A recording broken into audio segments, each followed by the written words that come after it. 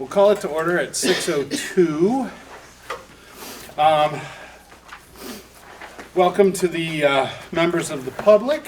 If you haven't signed in, please do over there. There's a sign-in sheet. Rick, I signed you in.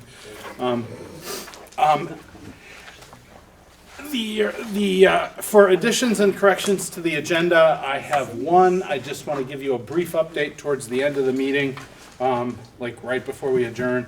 On negotiations, we have started. We had one meeting. Now, nothing's really happened, but I'll just give you the whole lowdown. Any other additions or corrections to the agenda? Okay. I want to just take a minute and remind you that on the card in front of you are our board norms. To save time, I won't read through them, but remember, it's all of our jobs to bust each other when we're not staying on track, maintaining focus, being respectful of the agenda and each other. So remember, thank you. Members of the public, if you're here for something that's on the agenda, please wait until then to talk about it. If you're here for something else, now's your moment. Anything? Okay.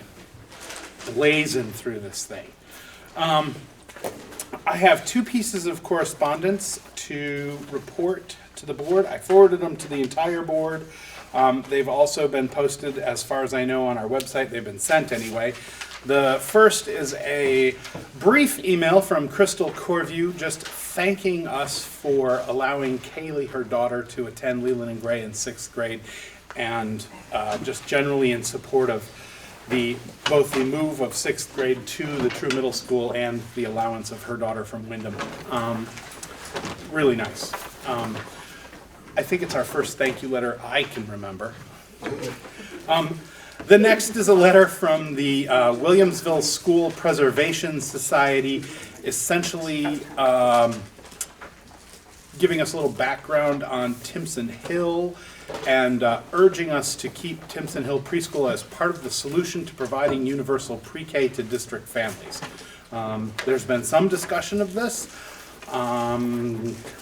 There's probably going to be more. Again, that's posted on our website if you want to see it. If anybody wants a copy, I have several here for you. Anybody else have correspondence that they wanted to report? Separate and apart? Yes. I don't know if you saw this. It looked like it was forwarded to the whole board. There was also a letter from the Timpson Hill Preschool as well with some additional information. I didn't get a letter like that. Yeah, So From No? Rebecca? From Rebecca McCullough? I got an email that On the invited me to edit a document. Yes. Yeah, from, I took a chance this and opened person it, and that's where the said, letter is. I don't know you, you're not from my thing, I don't open this stuff. Yeah, she's the director at Timpson Hill. Okay, well, does anybody have that? I don't have the printout. I'll forward. Okay, so we apparently have a letter from the director. Did somebody who read it want to summarize it real quick, and then we can forward it to Meg to be put up on the website?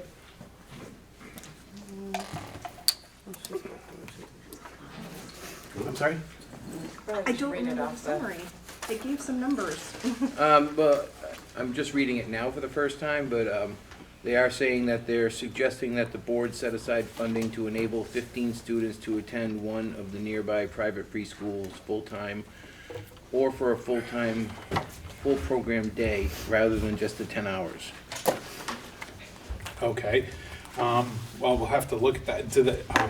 I'd be curious to understand the economic reasons and the student reasons behind that, but we'll get that posted on the website. I apologize, since it was a link to edit a document and I wasn't familiar with the person, I didn't open it. So that will be posted on the website. So the next item is really actually fairly brief. It should be in the packet here. It's just the plan of action. It was the first item there. Essentially, that was just in there to take a look at what we had laid out for ourselves as what was going to happen when, in terms of at meetings going forward for the year at the retreat. And we're actually not doing too badly. You know, it's the first meeting in December. We've missed the November meeting, but those topics are on there. And in the first meeting in November, we're getting our first look at the budget. We have all of the rest of December and January to finish up with the budget discussions. And so we're actually doing a fairly good job of keeping to that timeline. Just wanted to make sure that we were doing that, and if anybody thought we'd missed something or needed to go back, then now would be the time to talk about that. Okay, I think we finally had everybody get all the value. Ken, something? Nope. Oh, there's a pen. I'm so observant. Did everyone get everything they needed for the values discussion to finalize those values? Okay, so I just want to say thank you, because I really wanted all of these as well, and you sent all of that in, so thank you. And You're they've been updated in a great way, so thank you so much. okay. Work. Well, thank you. So, anyone else have anything to add to the values discussion, or can we, move forward with what we came up with at the retreat, and we'll get new posters and we'll look at those when we meet? Yes? Can I ask just one question? If we, at any time during the future, just before we actively go through going through our values, if there's something that's really important to us that we feel like we're missing, can we put that on our agenda and sort of revisit any values at any point, or is this something that we should just stick with once a year? Gee, I never thought about that. I ask only because things could change during a year. I might think if circumstances dictated it and it was reasonable to have the conversation. So I'm saying about putting it on the agenda, Yeah, it's- not just putting it out there and trying to make changes, but putting it on the agenda. No, I think Visiting. if there was a request to put something on the agenda, Okay. we could do Okay. it. I don't think we'd say, no, that's an annual thing, we can't discuss it. But it wouldn't be just like, well, let's check in. Otherwise, it's annual? Otherwise, I would say it would be annual. Okay, thank you. An annual review of it makes sense to me. Okay, thank you.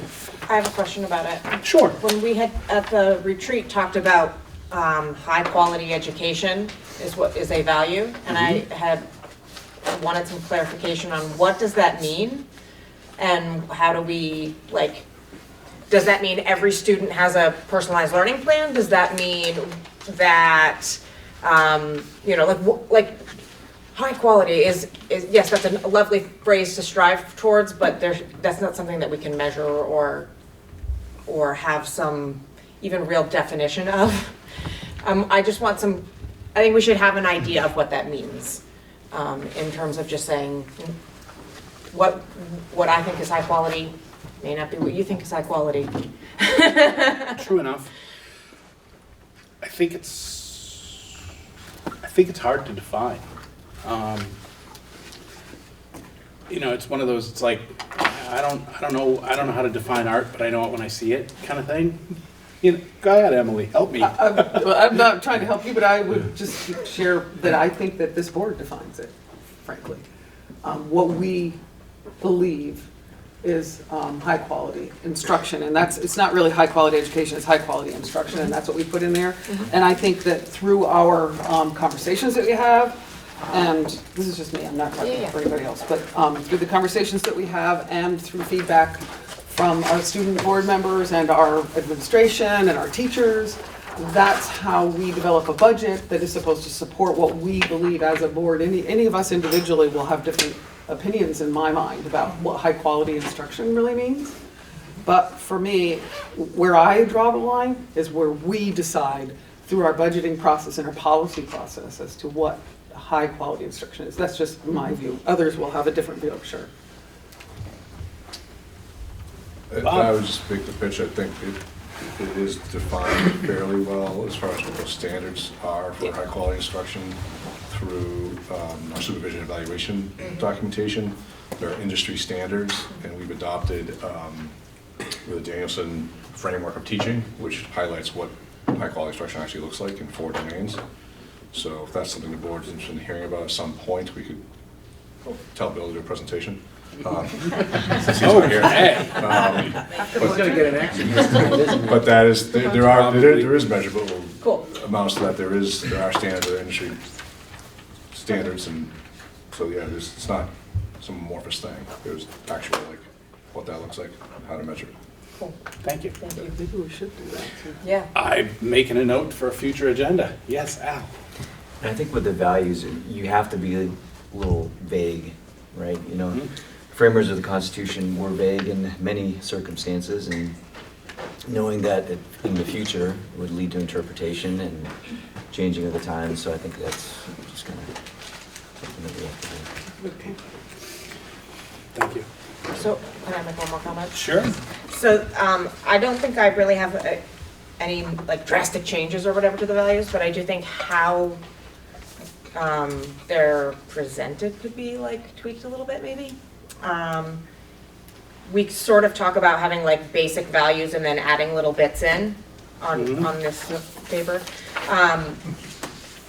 But things like, so quality education is not in the basic values. So just little things like that, that it's there, right? But the words high quality education, well, we have There high is high quality quality. instruction, but, and then we're also saying quality education. Anyway, there's little tweaks that I think, it does not change the intent at all of the values.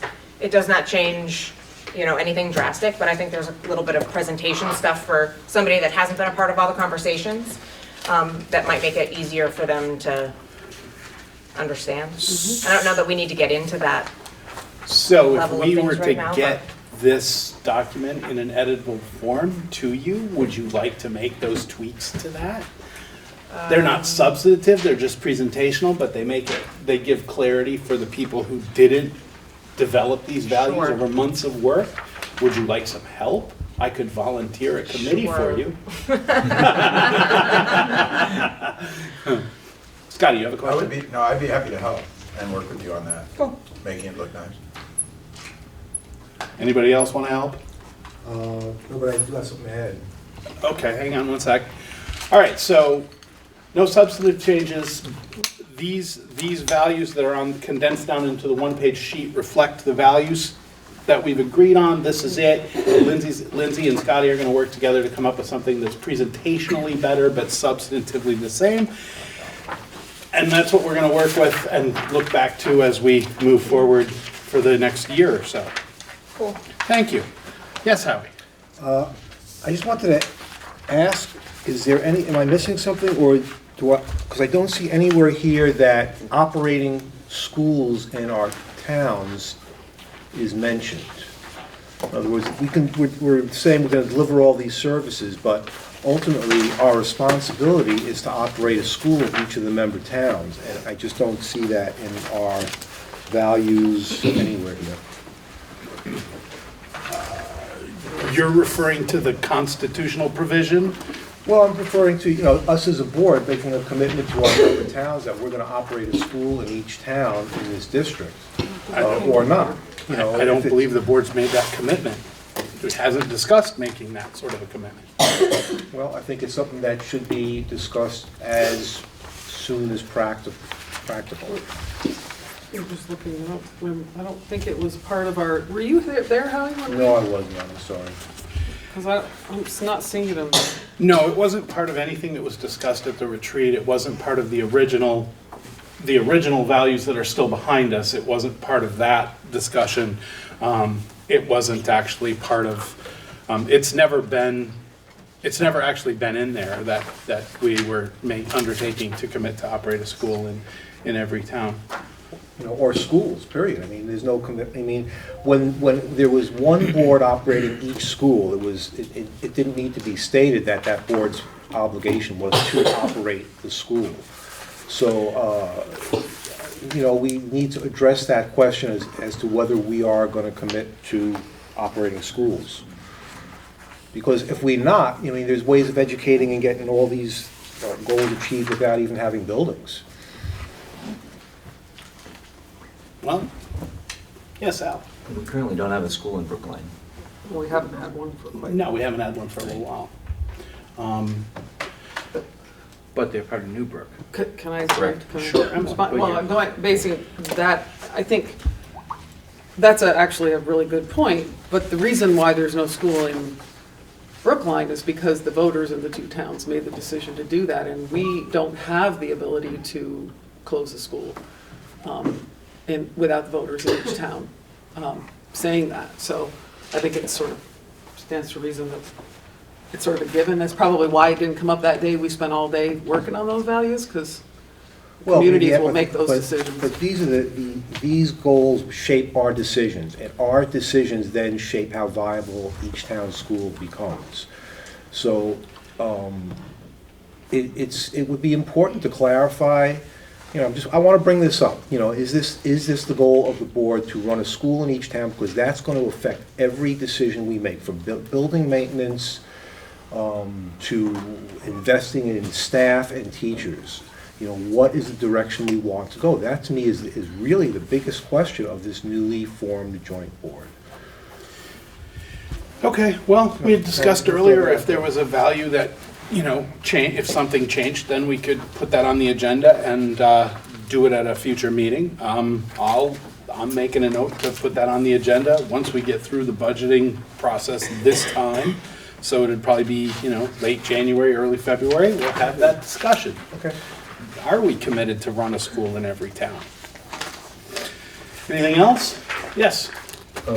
Mine might be a clarification, or it might be a wording thing for Lindsay to look at. The last one under high school is post-graduation support.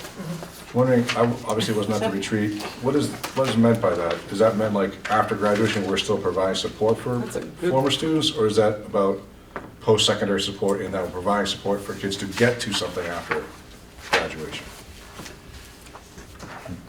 Is the support And before what is the or support? after graduation? Yeah, and what does the support mean? How much are we supporting these people? So here, it's also. They're moving in with you, Yeah. Bob. Could be. In a different version of this, it was postgraduate outreach and support. It is some level of staying in touch with It's like alumni relations. alumni relations kind of thing, because a lot of our students, they go off and they do things, and we couldn't tell you how many of our kids go on to do what, because that wasn't necessarily tracked. Right. And we were kind of interested in where do our students go from here. Right. Yeah. And just to pile onto that, also that say somebody is taking a year off after graduation and says, gosh, I want to do something with my life, but I got no one to turn to and no idea what to do, they could at least have somebody to reach out to and be like, hey, what do I do? Like, No, I hear that. A little And push, And this you sounds know? like we do some of this already, so I'm just trying to clarify. So and if it's a value, then it's something that potentially the board is going to put resources towards. So I guess what I'm wondering is, are we assuming the responsibility of the alumni association? Or is this really about tracking the, I don't know, how long kids stay in college after they leave here? Like, what is it that you're trying to get out of it, I guess? Because I'm trying Go to, ahead, Nancy. this could be a pretty costly endeavor, or this could be, or are we sort of taking over for another organization that does some kind of networking already? So I'm happy to share my thoughts about it, because I remember, as we worked in our retreat, we were walking around as smaller groups, working on each one of these areas, and my understanding was much more that we needed to provide support for our students to reach post-secondary endeavors. So that if anything would happen after, we've been talking about this long before you came back here as principal too. There is another side of that, which is how do we stay connected to how successful our students are after they leave, and there's a real value in that. I don't believe any of us were expecting our schools to provide that, but if we find we need to do that, we will have to support that, and we've never done it because we couldn't find the dollars to support it. I think there's real value, and I think it's really important for us to have that conversation as we move forward. But under these values, I think it was more, trying to make sure that our students know what's available to them post-secondary. That there are opportunities that, you know, I mean, I know I've always felt like it's our responsibility to do that, but we just wanted to put it out there as a value. Right. But I think that we did have conversations about we it's should both, track, yeah, in a but sense. not Okay. that we are expecting our, you know, guidance department to be doing that or anything like that, I because just wonder if it's there's a if bigger. that should maybe wordsmith to envelop both those elements, and I worry about how later people are gonna look at that and go, what does that Yeah. mean? And just trying to figure that out, but. And I'm only giving my opinion, so Sure. the board will have to decide whether they agree with my opinion, because I think that's what it is, and it'd be great to have it wordsmith.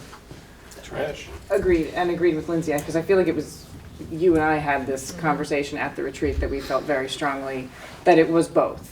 I think at the time, well, no, I really do think we were really talking about both, but a lot of our conversation focused around exactly what you said. If somebody takes a year off, or if somebody doesn't finish high school and wants to go back to, and ends up getting their GED and then goes, I want to go to college, what do I do? Where's my transcript? How do I get that? Just knowing that they can, if it isn't a true alumni association, because we don't have the funds right this second, but that they can call the front desk and say, I need my transcript, where do I go, what do I do? And just so that students know that the school's available, like, hey, you know, you can always call us back. Done, you know? Okay, That's all. Just thank you for that.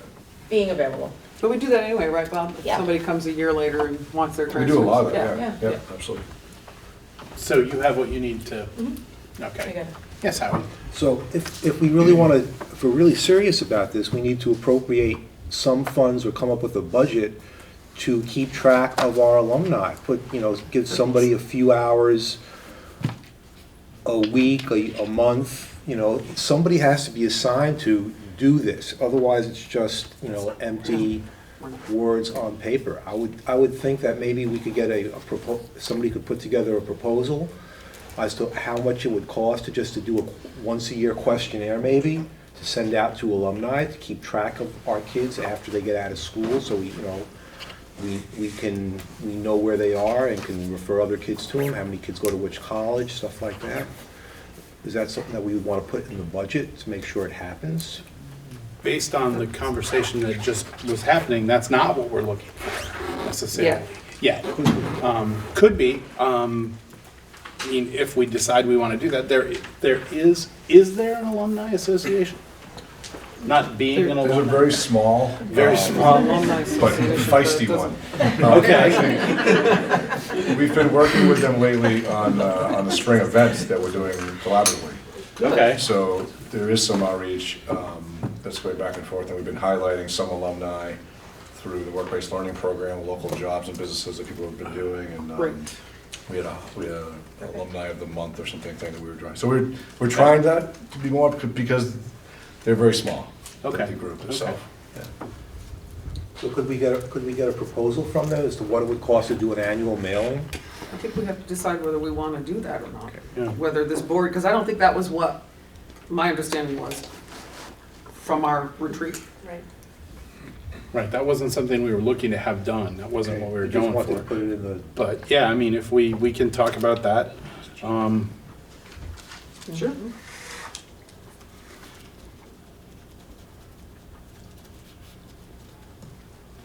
Perhaps we can ask the Alumni Association to come and talk to us about how we could work with them. that'd be awesome. Okay. Anything else, folks? Okay, values are put to bed, pending rewrite. We won't vote on it. We won't vote on them until we see the rewrite, but we're not gonna discuss them anymore. Okay. No pressure. No pressure, Lindsay. So, next, new business, we have the voluntary retirement incentive. It should be in the packet, he says, hopefully. If not, I have it, and I can explain.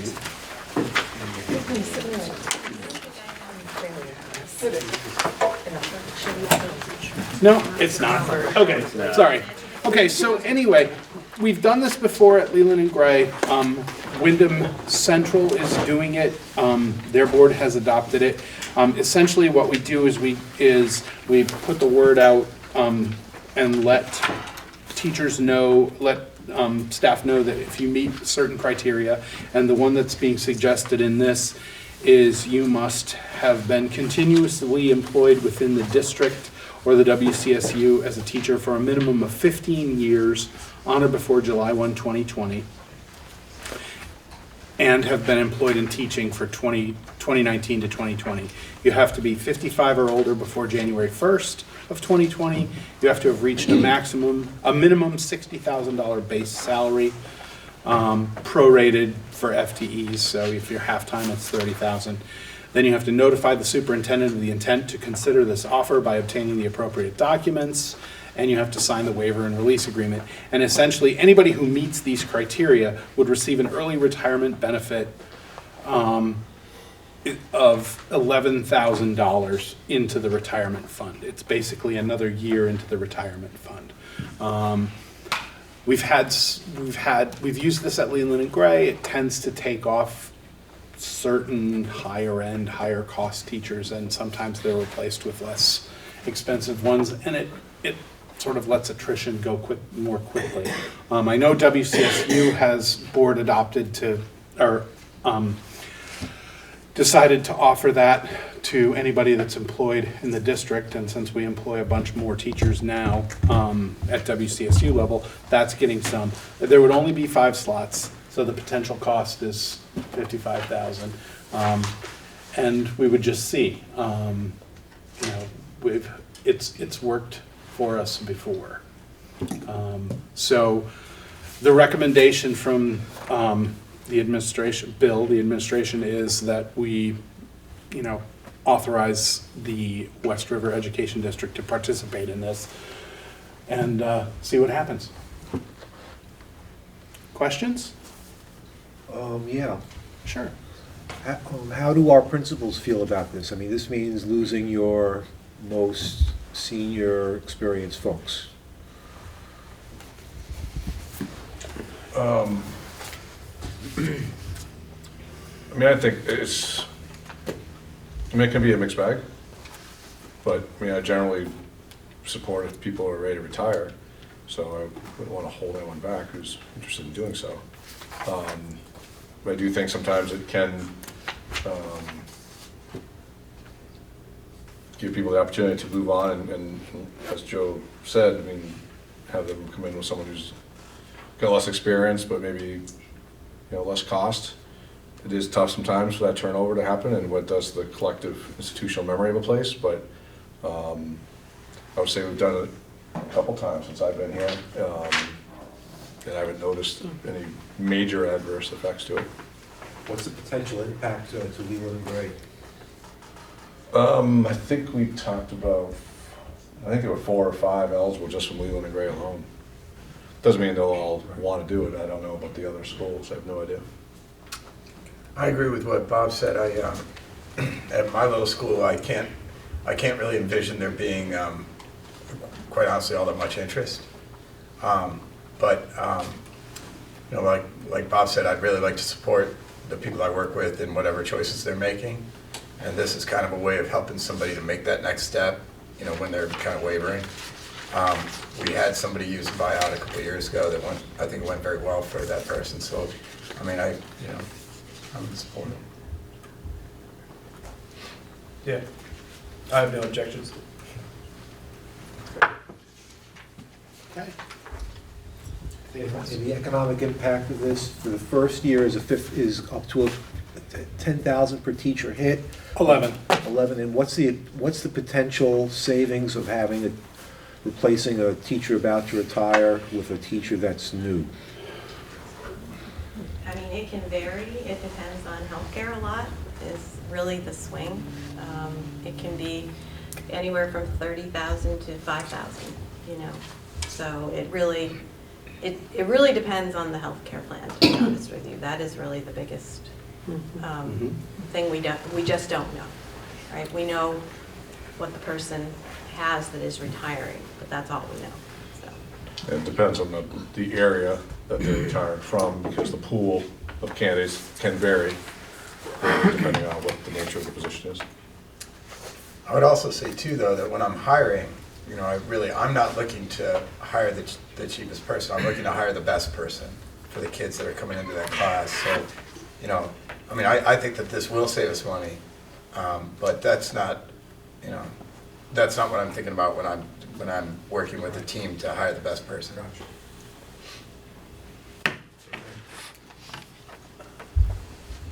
Anybody else, questions? So I just need a motion to approve West River to enter into this. All right, Second? okay. It's been moved and seconded to enter the West River Education District into the Voluntary Exit Incentive Program. Any further discussion on that? All right, hearing none, ready to vote? All in favor, please say aye. Aye. Opposed? Abstentions? The ayes have it. Thank you. Okay, the next item, and this is in the packet, is the proficiency-based graduation requirements. Ken, you want to walk us through this one, please? Walk us through it. Well, we've had a few meetings, and Tell us what we need to know. what do you need to know? What you need to know is it's basically the same one that we've had on the books, and I can't find it, but that's okay. It's like It's like, 6 pages deep in the packet.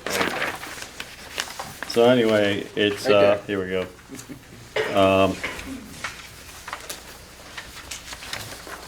As Bob will attest to, we had a few meetings, went through, and the only thing is, the West River Modified Union Education District may use credits instead of will or shall. That's the big change. And That's it. What? Can I add to that? Go ahead. Also, the addition of the requirement for a successful completion of, well, it says successful completion or demonstration of content and skills of senior survival, so that would be added back in as a requirement, which was not, which, So the end of that sentence is new again? Yes. Re- senior survival is back in as opposed to not in. got it. Am I? is So, that- that's the yeah, gist so of it? I'll take those two things in order, the way you just brought them up. The first one about the use of credits, schools are entitled to either use them or not use them. And since we're still in the development phase, as I explained in my presentation 12 months ago, it seemed prudent to go in with may, because then it could leave us with the option of doing either. And we can come to you guys with more as we get closer to that, and you can always modify the policy to one way or the other, or leave it at may. But that was my solution when we don't really know at this point which way we want to go. The above part, we wanted to include the 40 hours of community service, which the previous Leland and Gray board had already enacted as a requirement.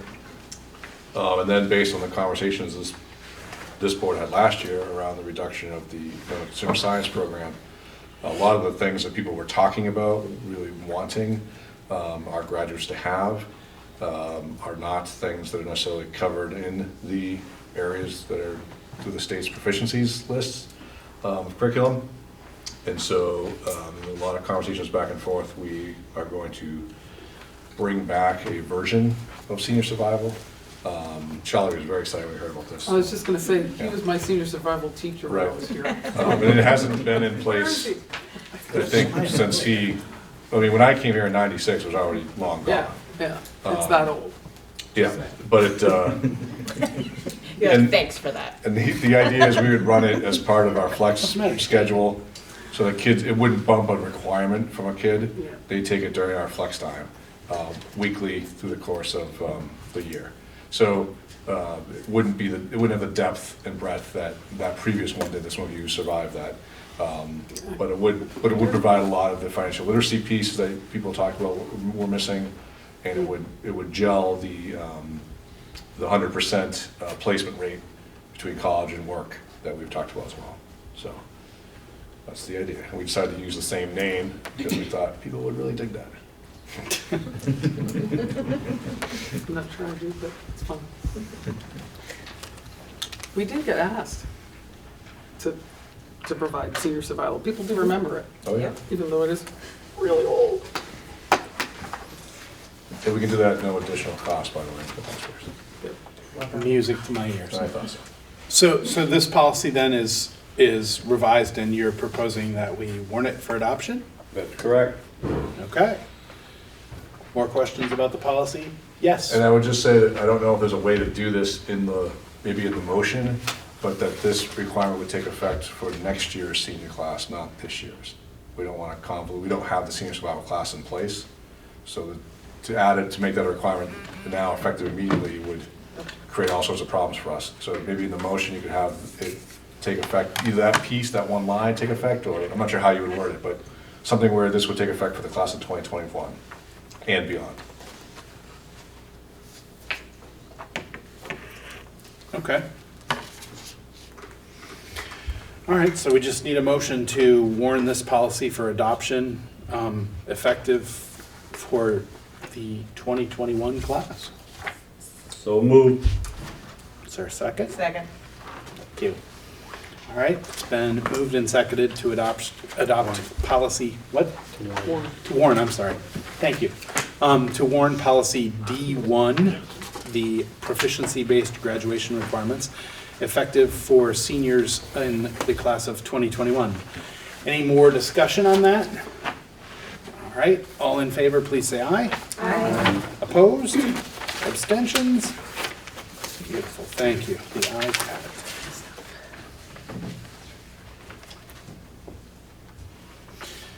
Okay, next, we have received an email. You want to talk about this, Lori? I can. You can? Oh, save me. Okay. So, remember when I came around and we signed all sorts of documents with the solar agreement? We're back to that. So Peck Electric, who now owns the solar project, just had to get some refinance, basically, all of their projects. And I'm looking at the email as I'm making sure I get everything right here. So when Newbrook signed on to the project, it was done as a license, not a lease. The bank that they are financing with is requiring it to be a lease. So the lease that I think Joe has, I don't think everybody No, has. I have the lease and the Okay. memorandum of lease. All right. So the lease is basically replacing the license. There really was no other structural change other than it says lease now versus license. And it also is with West River and not Newbrook. So those were the only changes made to the document. But in order to get the lease payment, this needs to be signed. And so that they came to us about a month ago. We went back and forth. We had our lawyers actually visit, our lawyers review the contract to make sure that it was, in line with the license that was signed before, which it was. They had some suggestions, which the Peck Electric made without question. One was that it needed to be a confidential document, and we all know that it's a public document, so they changed that, took that wording out. So it's pretty much the same thing, it's just they need it for their financing. I have a copy of the lease here if anybody wants to see it. It also, in the original document, it said that if they needed a lease, that we could enter into a lease. Yeah, so They were section- going to be able to do it under the terms of the license, but if there was a requirement for the lease, it was already pre-authorized. Right, section 7.2 refers to that in the license.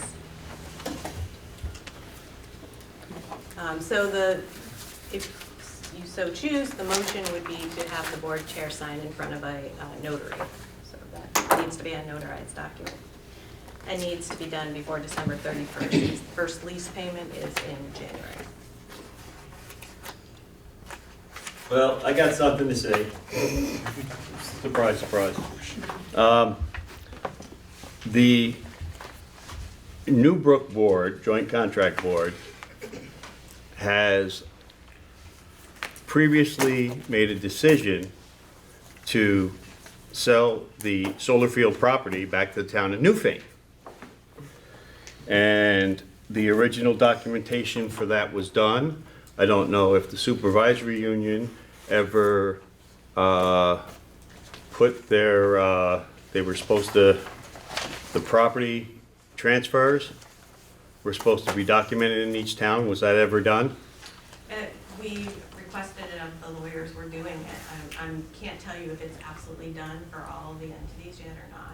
Well, if it's not done for Newfane, the town of Newfane, on the town of Newfane's document that was signed by me from the board, it says on the last paragraph that all the properties to be transferred except for the lease payments and the property the solar field is on and a throughway to the solar field.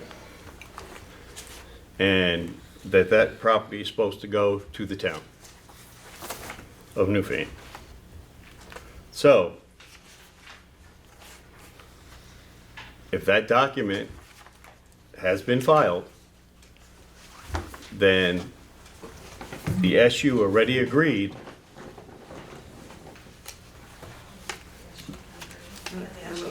Well, the SU on behalf of Act 46 vote, whatever you want to call it, has transferred the property. So, We got that letter.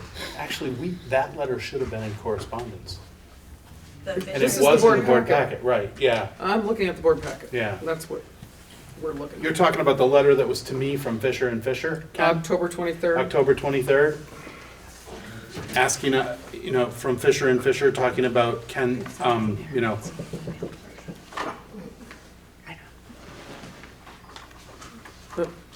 that they'd like to talk about the next steps to transfer the deed from the West River to them. We had a discussion when they first approached us about this at the board level, where we talked about the vote that was taken in March conveyed all the property, and while the actual property transfer didn't take place by operation of law and under statute, the minute the taxpayers voted to combine, all that property became district property. that's what a couple of members of this board decided. That's- We never got the legal, Yeah, we did. Yeah, No, we got a no. letter from our attorney that said that, and then we can go back and find that. And we've now been, this letter was in your board packet, and I apologize, we skipped over it. We can go back to this in a second, but essentially, Newfane approached us, and I've given this letter to Bill, and he's sent it to our attorneys. We don't, at this point, have a response to that letter yet, but they're essentially asking what are the next steps to complete the transfer to Newbrook. And when we discussed this, we had this discussion once before when the town of Newfane came through the select board asking us about conveying the solar fields, and it was the consensus of the board and a written response back from our attorneys saying, no, by operation of law, when the taxpayers voted, this became district property and it belongs to the West River Education District, and as far as I'm aware of right now, the West River Board is not interested in transferring the solar field and those lease payments to anyone. The letter that's in the board packet tonight, since the board has already sort of spoken on that, I can work with Bill to have our attorneys craft a response from us. If our viewpoint has changed, I guess we'd have to talk about that, but. this was that untelevised meeting, I remember now, okay. So, anyway, that's, I think, what you're talking about, but this is just sort of, it was one landlord, it is the other landlord, and in order for PEC to continue operating the solar field, their lender's requiring that the current landlord, which is the West River Education District, sign this lease agreement so that they can make payments under this lease. Yeah, this is more technical. This is more Yeah, it's technical a than technical and anything else. It's my understanding that the bank is requiring this from PEC Electric. Yes. So if it's not signed, I don't know that anybody gets the lease payment. And I don't know we would have to check, but I don't know if PEC would get their refinance either. Exactly. that shouldn't be this board's concern, whether they get their refinance or not. Well, we'd like to get paid, Well, but right, screw right. that up for No, them that- too. That's true, but, I'm just saying that shouldn't be this board's concern. Wouldn't it be prudent to get some more guidance on this before we make action one way or the other? Specifically, what guidance? Well, We've already s- well, I mean, I. Well, the fact of the matter. Mike has Go got the ahead, floor Mike. right now. Yeah, well, just the legalities of it, like, I mean, I heard what you said, I remember that meeting, I remember reading that letter, but before we go ahead and draw something up to benefit a third party, we should make sure we're legally correct. Where is the third-party benefit? Peck Electric is the third party, they're refinancing, they're getting a benefit. We're getting the benefit under the terms of this. We're We're okay, getting multiple paid. parties are getting a benefit, but this is specifically for them. Well, this is specifically so that they can make lease payments to us. Well, This is just technical. It's a banking. it's a banking The bank issue, but is I required. personally would feel it would be prudent to get, I haven't heard anything, like, I saw the letter that you emailed us, but I never heard anything back from that, right? So That letter hasn't been responded to yet. We had the previous letter where where we sought this guidance, and the I attorney remember said, that too, yep. No, by operation of law, that all became district property, and so, it's the West River Education District has all the lands, buildings, leases, everything is all entirely ours. Right. So we've already sought that guidance and got it, and now we just But have to act this on is it. setting the stage for potentially a legal issue with one of our member towns, or two of our member towns potentially, right? So I would think that we would have a more responsibility to our member towns than to, Peck Electric's refinance request. Go ahead, Emily. Somebody spoke first before me, but.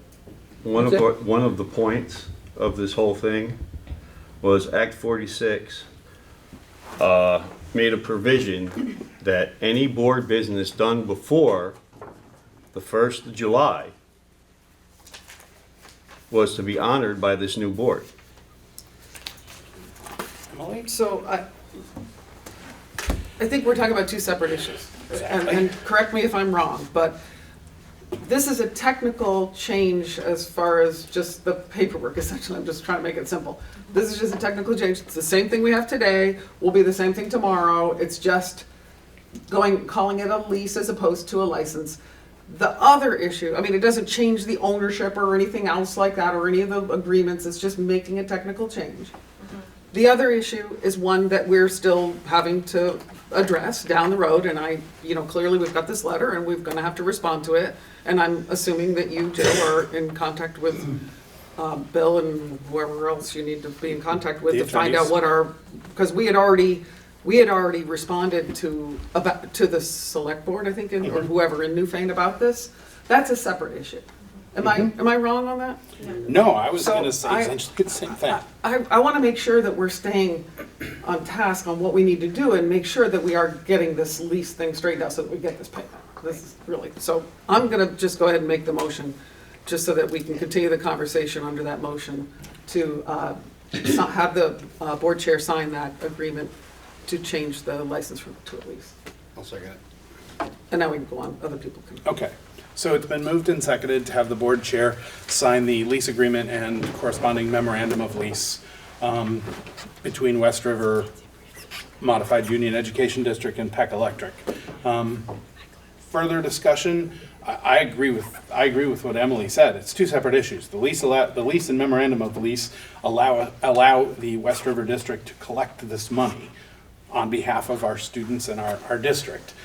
The larger issue of ownership of that ultimate property, there's been a letter from the town of Newfane. There's been a response to that from our attorneys. There's now a second letter from their attorneys. I guess we can we've sent that to our attorneys, and we can certainly respond to that as well.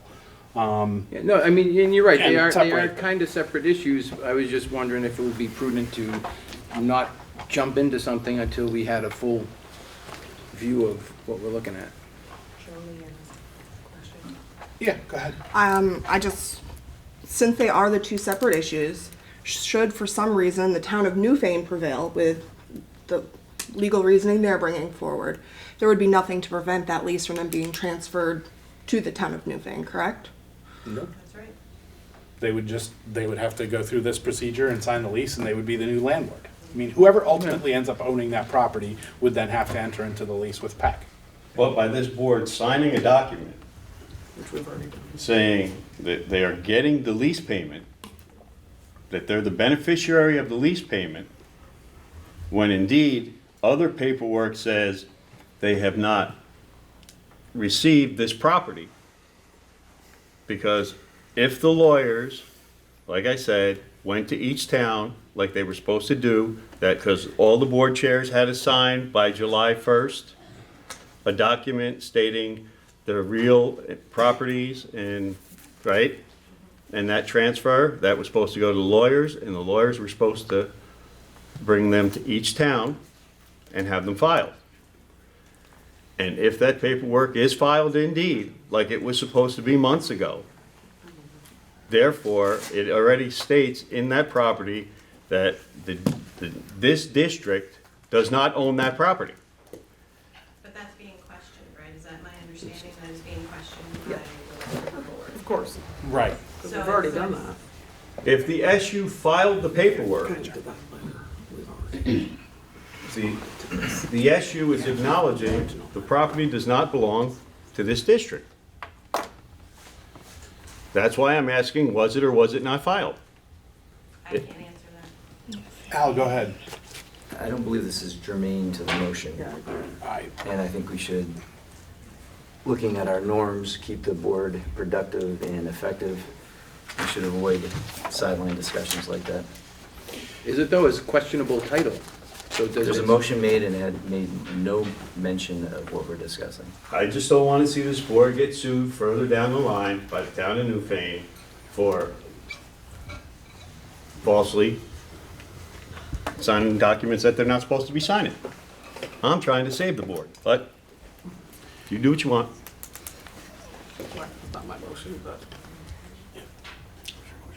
Okay, well, But it wasn't duly noted, I guess. Any other discussion? All right.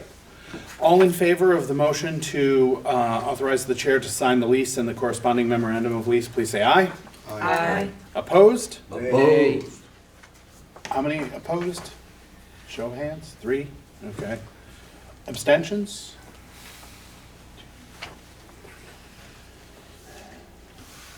All right, the ayes have it. All right, I will sign that in front of a notary, and we can, we can decide what to do with the other letter. There was a letter written for me, actually, by the attorneys and sent back to you, Ken, as chair of the Newfane board. The last paragraph of which comes from this board, I'm speaking for this board.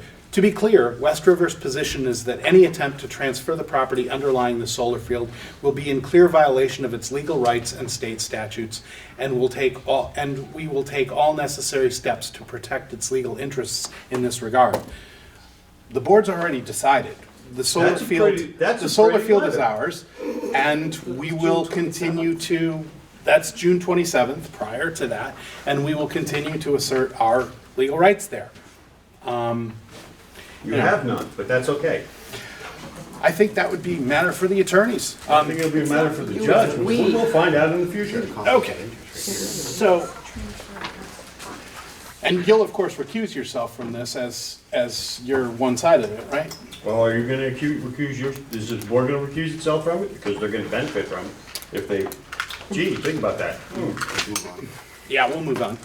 Okay, so with respect to that attorney's letter, I will have the attorneys draft a response to that, and we'll see what happens, right? And you might wanna find out if your attorney filed that paperwork or not. Okay, Well, that's a reasonable point, we should find out. sure.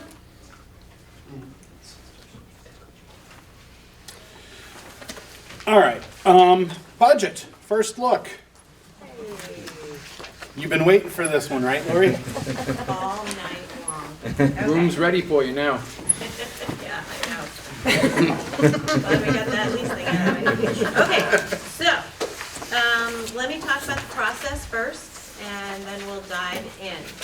So, this year I met with, well, the big overall process is that Wyndham Central's budget is prepared and goes before their board first, and that involves the superintendent, special ed, and typically what we refer to as the agency fund budget, that actually has not been, it has not gone before the board. It doesn't usually get approved until March anyway, and there was a lot of movement in it this year. So, but I do have some I have the numbers in the West River budget. So of course the superintendent's, the special ed, and the agency fund budget all funnel into the West River budget.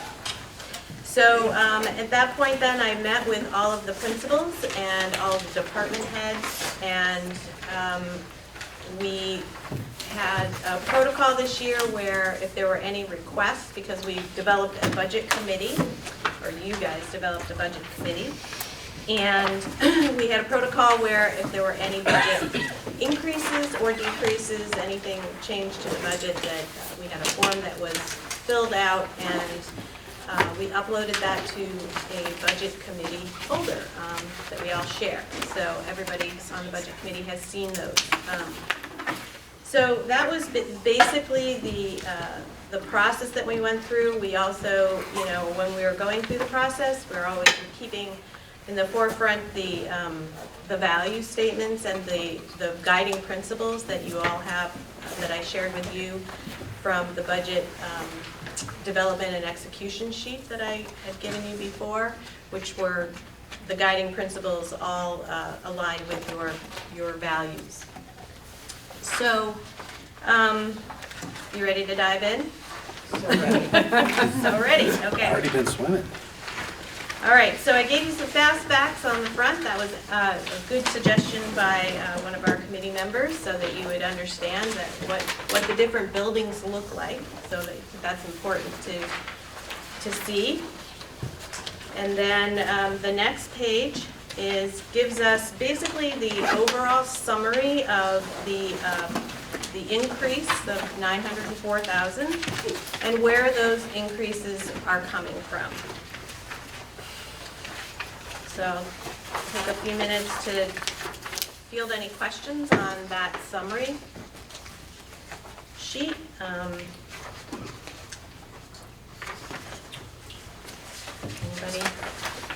Everybody's had lots of time to look at this, right? You've studied it all and you're good, right? Okay. All right, so the first page of the actual budget,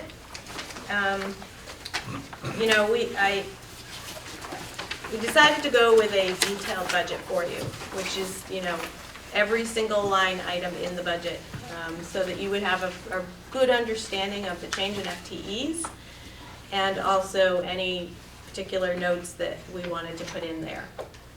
So the first section of the budget is, the budget is laid out in levels. So we have our pre-K, then our elementary, and then our secondary, and then there's at the end what we call the district-wide expenses that basically apply to all the budget, at all levels. So the pre-K budget that you see in front of you here represents, the total represents about a 2.41% increase overall. So not that much of an increase really in the scheme of things. The one thing I will say that's throughout this whole budget, and this year we have the year over year, right? So last year we didn't really have that year over year look because it was a new budget.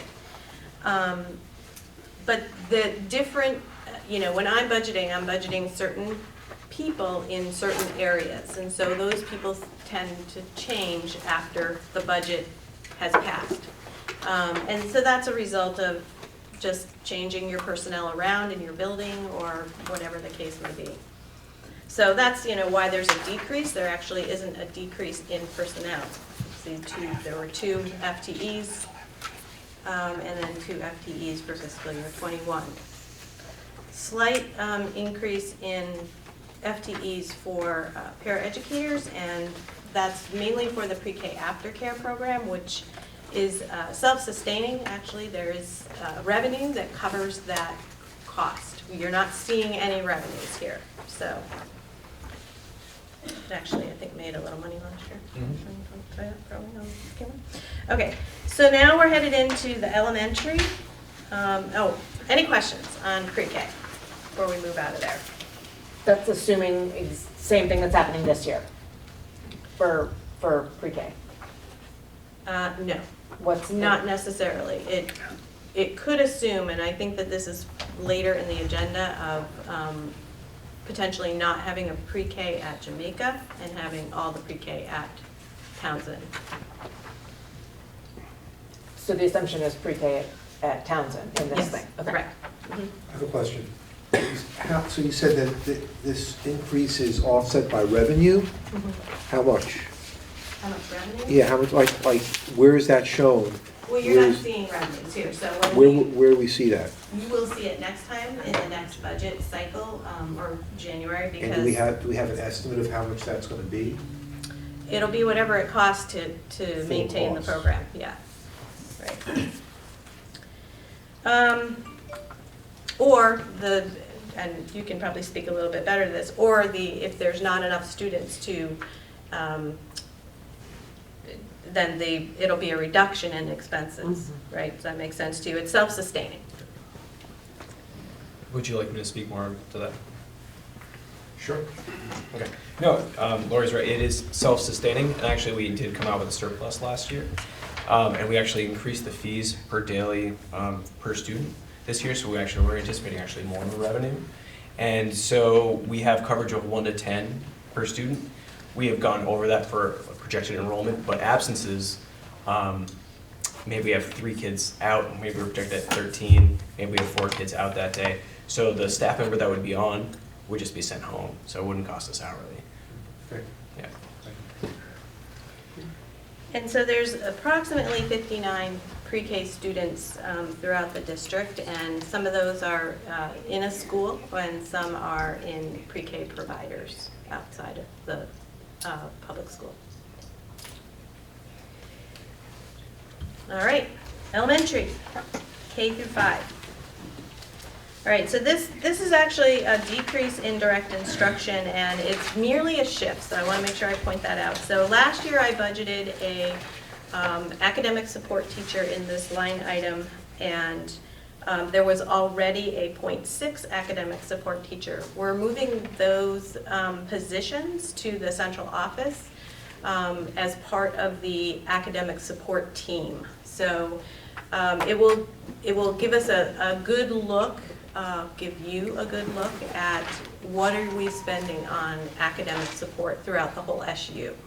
So it's a shift, and we'll see as we go through the budget. I will show you later where it comes back into West River.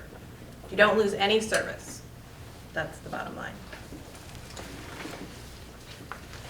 There's some paraeducators. We saw a need this year for really having people, more bodies to do duties, right? So that was something that came out of some of the school choice, and also a 0.5 paraeducator was requested in order to reduce the principal at Jamaica down to 0.4. It's currently a 0.5 position there now, and so that other 10% would go to Leland and Gray. Okay. Moving down along, we got art that's relatively unchanged from fiscal year 21 to fiscal year 20, other than benefits and salary increases, of course, affect everything. Oh no. Something looks not right in my copy. Did it skip a page?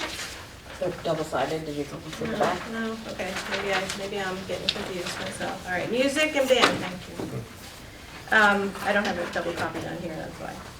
Music and band, same thing. This is actually not a reduction in service, although it is a reduction overall, and that's just because of basically the agency fund. So anywhere that you see the 5591 account, and you see the account title is Purchase Service from Public Vermont LEA, that means it's coming in from what we refer to as the agency fund. So there may have been a change in healthcare or something that affected that cost to go down. Music education is a reduction here.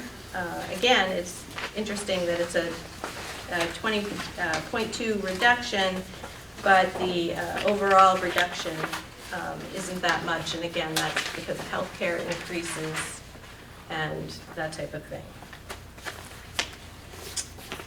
Okay, PE. So this is where we are, there was an increase requested, and it's going from a 0.4, I'm sorry, a 1.0, if you look at both the line 60. I need my own ruler here. Anybody needs a ruler, please help yourself. And 68. So it's going from a 1.0 to a 1.2.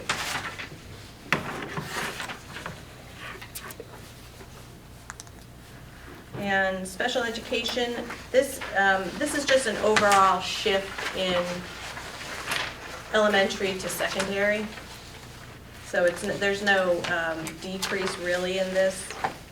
The overall increase for special ed for this budget is $68,000, which is K through 12. Guidance also was a bit of an increase there as well. Requested increase. And the school nurse, this was a requested increase. So currently the school nurse for West River is through the agency fund, and it's we had a lot of laughs around this in the budget committee meeting because it's actually a 0.91 with the 0.01 going to Wyndham. And so, and then there's another entity that also had part of the nurse, which is not West River. So the overall for West River was a 0.80. Okay, so we're increasing that to 0.99 because we still need to have some amount of nursing in as a requirement in Wyndham. And then also another requested position for a full-time nurse. So really what you're ending up with is a 1.99 between the three schools, elementary schools. I thought he was coming for a ruler. All right, we're going pretty fast here. Anybody have any questions before we move on? No, okay. Doing great, Lori. All right. Library media, no real changes there. Again, it may have been some healthcare changes or something else changed within another entity that is why it's basically flat there. The principal's office, this is the administration. This is where, again, all the principals and their assistants and all of the costs for that, for elementary only, just to point that out. And this is also where the JVS split also comes into play with Leland and Gray. So you can see there was a 2.5 for fiscal year 20 down to a 2.4 based on the number of students that will be in the building that we're projecting for next year. Okay. Make sure we turn it the right way here. Okay, operations of buildings. This was another requested increase based on the, yes. Sorry, can I go back? Yeah, no problem. I'm just looking at the nurse salary. It looks like the nurse that we're getting through the agency fund costs twice as much as the nurse that we get if we hire it directly. Because you're combining all the salary and benefits and the whole program. You're paying a piece of the program through the agency fund. So whenever you see that throughout the whole budget, anywhere you're seeing that purchased from the LEA, you're seeing what it costs for salary, benefits, FICA, all of that combined. So Drew, you'd have to add line 76, 77, 78, 79. So it'd still be $13,000 cheaper if we just employed 2 of our own. And that's part of what happens with the agency fund. So, does it make sense for us to do it that way? If we can get it $13,000 cheaper if we just employ So them? some of it's contractual in how you reduce and move around people. So we can look at that if you want to task me with looking at that. Seems like an expensive way of doing business. If we're getting upcharged for all of these employees that we're moving to the SU, we're paying a premium on top of every one of them. That could be contributing to our $900,000 increase. A little bit, it is. So, and it's also the same for River Valley. So I talked about this with the budget committee. The agency fund in its day was wonderful and really provided for all of the districts when you have very small districts that could not employ full-time teachers or full-time nurses, guidance counselors, whatever. Now that the entities are bigger, we're going to see a shift. Basically, the agency fund will probably go away. And so any new hires, I've started putting into the individual budgets. You know, if it's a 1.0, I'm not going to put it in the agency fund and then charge back West River when it's only going to serve. That position's only going to serve West River. So I hear what you're saying, and I haven't made that move with all of the different areas of the agency fund because it involves a lot of moving around of people. And so those are all contractual things that need to be worked through.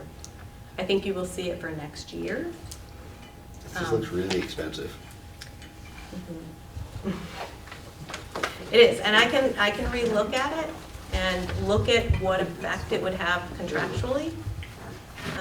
I can do that. Thank you. Okay. Okay, great. Thank you. I know you didn't have anything else to do, so it's fine. It's actually something that you will see a lot more of next year. So it's, you know, every year the budget evolves, and next year, and same thing for River Valleys, and the same thing for Marlboro and Wyndham, is they will start to see actual, you know, employment in their districts versus this agency fund, which served a very good purpose, but it's probably not needed or won't be needed in the future as much. Okay, moving along.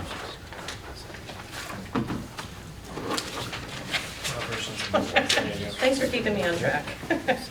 All right, so this is another requested increase based on the amount of students at Townsend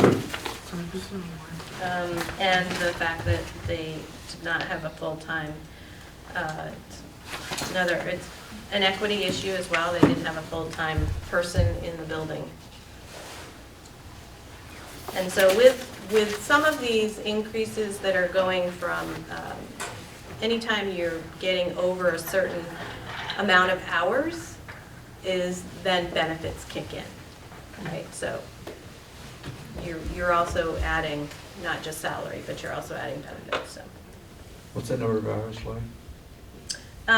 we have to offer benefits at 17 and a half hours, but it's prorated based on the FTE, which is basically like a 0.47 is roughly the FTE. Anything over that is eligible.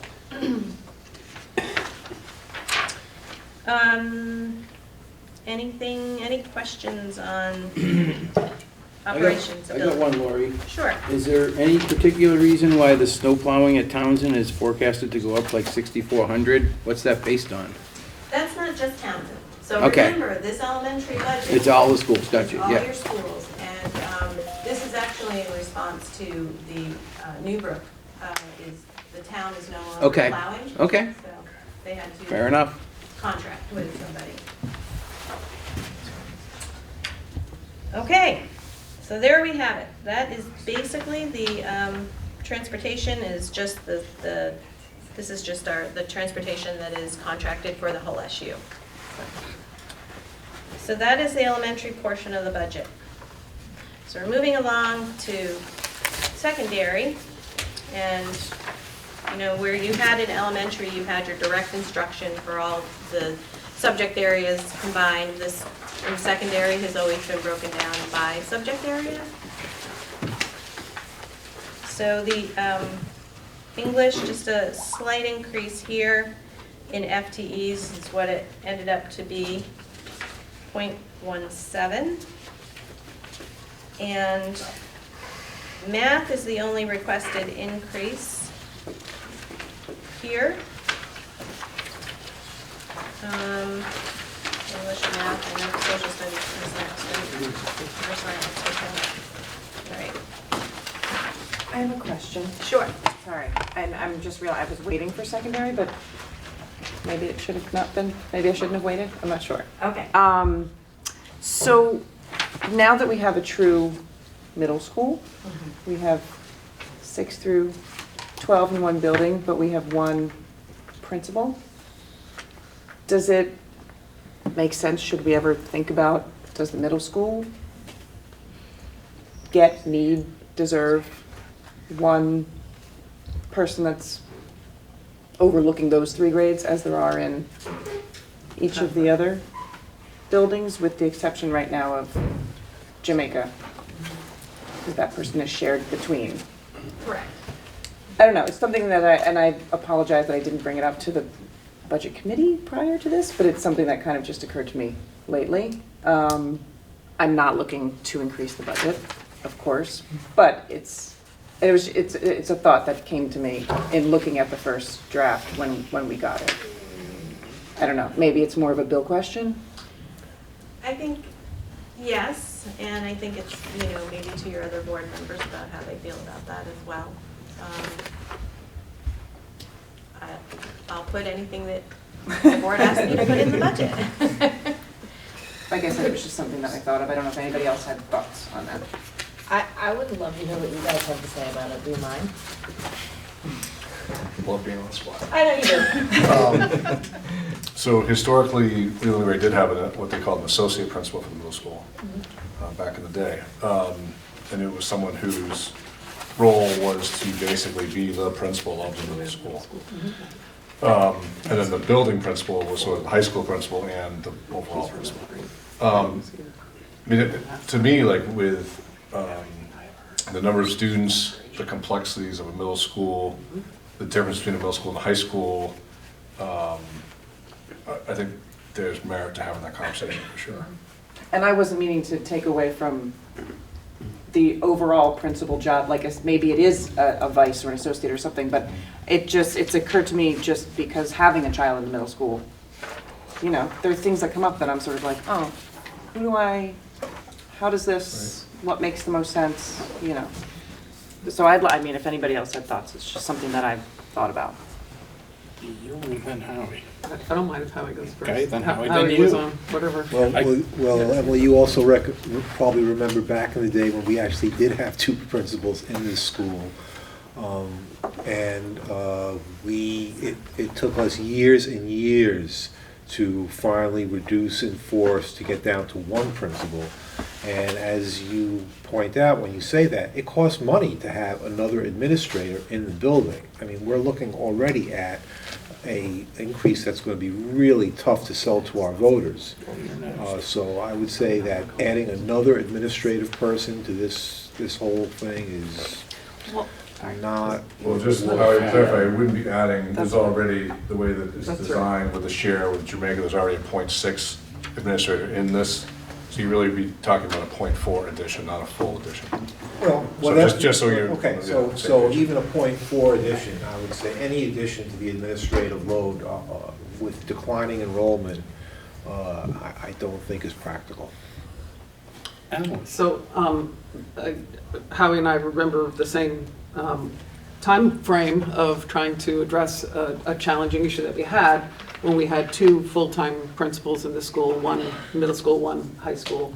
And it really did become quite challenging even for our staff members. Who do we go to, you know, who's in charge of what?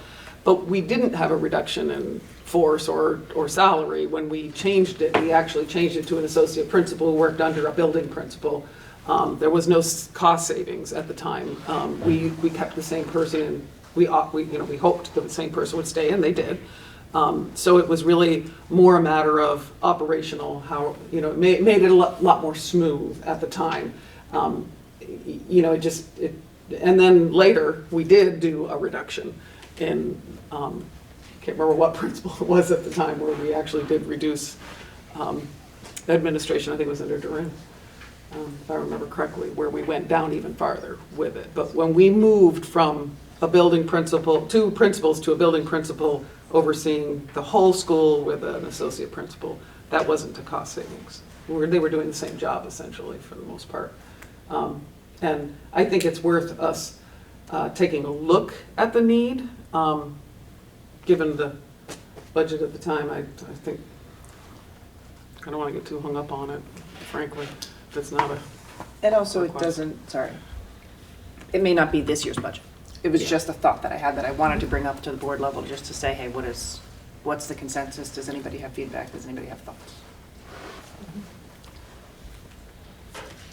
It's an important conversation around supporting a middle school, I think, and I appreciate you bringing it up. I think we need to make sure that we're really supporting the middle school, especially now, in the transition time. And I didn't mean to interrupt. No, I was just going to say that also after having a full year of it functioning, of how's it working, when we have that evaluation process, I think that's when that should come up. That's a good point, yeah. Yep. I appreciate it. Thanks. Your turn. Thank you. Okay. Back to you, Lori. All right, so, again, I was talking about, I guess, math being the only real requested increase in all of the secondary. And moving right along to science. What are those math increases? What's the deal? So last year, we had one of our veteran teachers retire, but stay on part-time as an emeritus, if you will, teaching AP calculus. That teacher's reached the end of the time he's willing to do that for. So a lot of challenges around maintaining the program. First of all, finding an instructor who can do AP calculus. But also, one of the things that we did last year is we brought in, as part of our reductions, we combined some stuff, and we combined a math and a science position at the high school so that there'd be a teacher hired to kind of be half of each as part of reductions to both departments. Yep. And what we found when we actually built the schedule with that FTE combined was that they really ended up teaching 5 out of the 6 classes in the math department and only 1 science. So it wasn't really 50-50. And that's really based on the complexities of how math courses are structured and sequenced, and the need to have a certain number of courses in each semester that kids can go from one to the other in, and having that one ready before the next one, and building that structure. So that was one of the things we discovered. And then the third element, which really pushed me to come to Bill and Lori and have the conversation, was in our home program, which is our special education hands-on minds engaged program that we have down in D level. They have been functioning for the middle school and the high school program, and the only non-elective credit that they've been able to get while there is social studies, based on the licensure of the person that runs it. So it was my hope was to integrate another disciplinary area into that program, so that those students could gather other credits. Now, normally, I don't want to make it sound like they never get any other credits. They do, but they have to come out of the program to do it. And it can slow down their ability to graduate on time. So by pushing some math instruction into that program, which I think is a logical place because of the nature of what they do, with carpentry and so on and so forth, they'll be able to garner some math credit as well. So that was sort of the 3, the AP Calc, the non-50-50 split on that other position, and the home program need was where I came up with adding a 0.75 to 2.5 that's already there to make a full-time. So it's really a .75 addition. Yep. Thanks. Yep. All right. Moving down to social studies, this is it's just a change in personnel, and looking back at fiscal year 20, because this is a fairly large increase, obviously, is that I did not budget quite enough for the to be hired that was going to be split in that category. Plus you have the negotiated raises, and there are actually many column changes, which they are not all represented in this, which is a wonderful thing, because it means teachers are really utilizing their professional development. But not all of the column changes are actually in this budget yet. Some just landed on my desk on Friday. So, but there were some column changes as well. So this is partially what's reflected in this. Journey East, as you see in the bottom there, that is reduced because we're on this fiscal year 21 budget would be the off year. So every other year, it's 31 or 18, depending on whether they're coming or going. Art, no real major increases there. For driver's ed, world language, health, all those FTEs remain the same, and they're just a matter of different healthcare or other increases. So PE is the same FTE. Please stop me if I'm going too fast. And just trying to point out where there's any major increases along the way. We have the direct instruction other. I've moved down now to line 274. If there's anything above that, just let me know. The direct instruction other is basically the other areas where how we run the school in terms of unemployment, where that gets hit and that type of thing. So the life and disability, you'll see actually a decrease there, and that's because it's separated into all of the different areas. It's actually easier to get a true cost per employee when you separate it out, so that's why we did that. Special education, you can see that involves the shift. You have the negative in the elementary. This is the increase here, but the overall, again, increase is 68,000. We haven't got the numbers on the vocational, so those are, I just flatlined those there. No real increases on the work ed.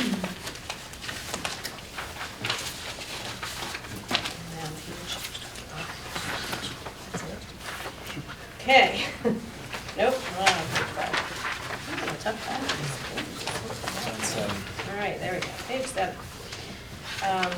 Again, no personnel changes till we get down to guidance, which you can see again is another large increase in that area, and that is basically who was in the position at the time of the budget, when the budget was being built last year, and who is in the position now.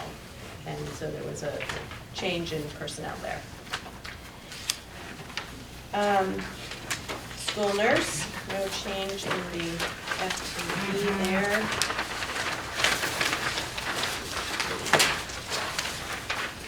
This is instructional staff training, so this is all the administratively directed PD that takes place for the secondary. Library and media, no real change there. Principal's office is actually a slight reduction from the 2.0 in the mid-management supervisor line item to 1.6. And so that's where the other split position is in there, is the 0.6.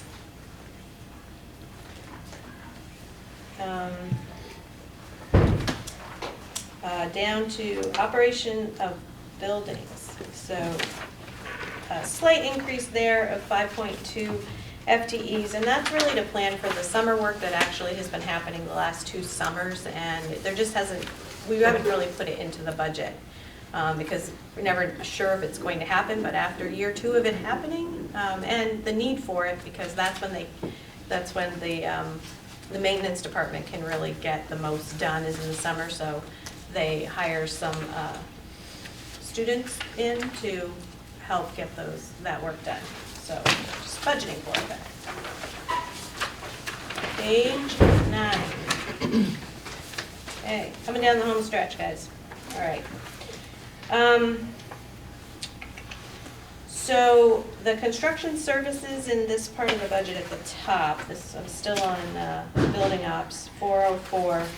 I just want to point this out because this is going to go along with some money that's in the district-wide budget that is for the deferred maintenance plan, and we'll review that there, but I just kind of want you to bookmark it so you can remember that number there, the 42.8.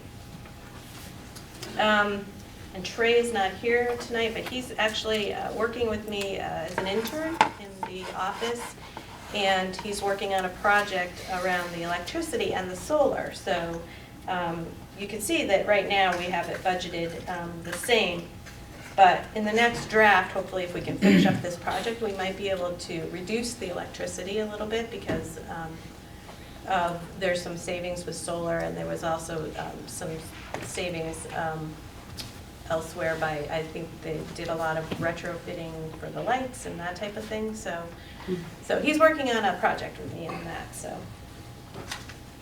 we're looking into that. Care and upkeep of grounds, that increase there on line 416, that's also, you'll see that in the deferred maintenance plan as well. Transportation, that's the district-wide transportation, and then of course co-curricular transportation. This is for field trips and also sports teams, that type of thing. Okay, now we're into the district-wide that affects everything. So we have our substitutes line in there because the substitutes are secondary, primary. And then I want to direct you to the line 431.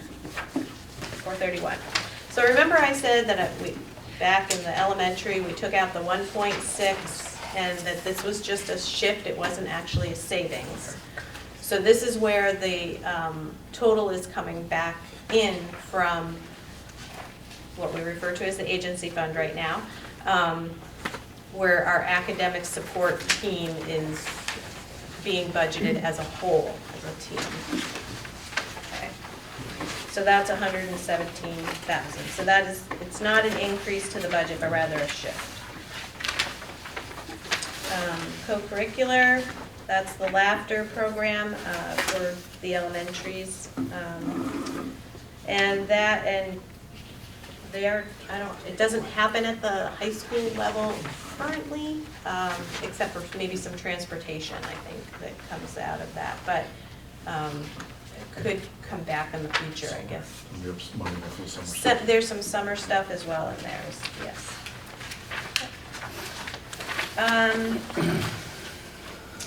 And the social work, again, is district-wide. It's not elementary or secondary. That's coming in from the agency budget. Instructional staff training, again, that is part of the master agreement. It's the PD. It's allocated by teacher union. The Board of Ed, no real changes there. The SU assessment went up 3.71% there. That's special items. I want to point that out because we talked about this earlier with the buyout. So we have not budgeted for the retirement buyouts of $55,000. It is open to 5, but typically we don't see all 5 used. So in order to put like a placeholder in there for those buyouts, I put 22,000. as I did last year. I think it ended up to be 3 last year, so it's a little bit over budget, but it depends on the year. The previous year it was less, so. The audit, legal services, I did increase that based on actual. This is another area where there's a large increase here in admin technology services. So this is the technology services that are purchased through the SU as a whole. Again, it's the whole technology budget for all of the SU. And it was recommended that that there be a 1.0, well, it's actually going to be a 1.15 increase for West River. The stats that Peter Golrick, our director of technology, throughout it should be 1 person to every 150 students. So this gets us more in line with that.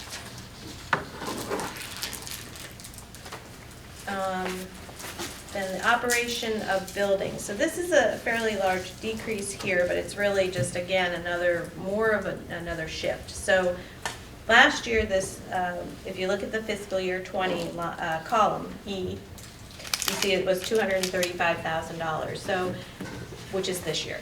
So that was put into the budget. I think at the first draft, it was $700 and something thousand, so it was reduced, but that was for a engineering consultant to come in, and which I believe the building committee is starting to work on. And also, it was for deferred maintenance that had not happened over the years, and so there was money there to do that. And it was also for the first payment of the bond that was going to happen. So what I did was I kept $150,000 in there on the recommendation of, which you'll find later in the packet, of all of the deferred maintenance from our Director of Operations. And he also met with all the principals, I believe, and went over that list as well as reviewing the capital needs assessment. So you'll see both things in there, requests from the principals and the capital needs assessment. So there's $150,000 budgeted for fiscal year 21, and the bond for the biomass project has been moved now to debt. So we were unsure where it was going to end up before, but now it's true debt. So it's moved down there. Okay. Food operations did increase a little bit. That, we're not quite halfway through the year yet with the West River Food Program. So I'm still working with Chris as far as what the budget will look like for next year, but there's always going to be your healthcare increases and your salary increases and that type of thing. So I did increase that slightly, but we actually don't really have a good feeling quite yet for that, but we also know that we have support from outside agencies like the Stratton Foundation and other things too. So then we're into the debt, which is increased obviously for the biomass, which is a 5-year bond. It is also the last year of the HVAC system at Newbrook. So in fiscal year 22, that will be reduced by about $68,000. So the overall increase in FTE, it's a little different than what's on your summary sheet, because what's on your summary sheet is the requested increases. But the overall FTE increases is 4.46. Okay, next page. Well, we can do this all night, guys. So I just wanted to point out this is the building operations budget here. And anything you see in the column that says budget submission for first draft means that it has been put in there into this budget. Okay, so those are the items that will be done for fiscal year '21. There's still money, obviously, in fiscal year '20 to be spent, so for instance, in Jamaica, there's a plan to spend that money this year to take care of those projects there.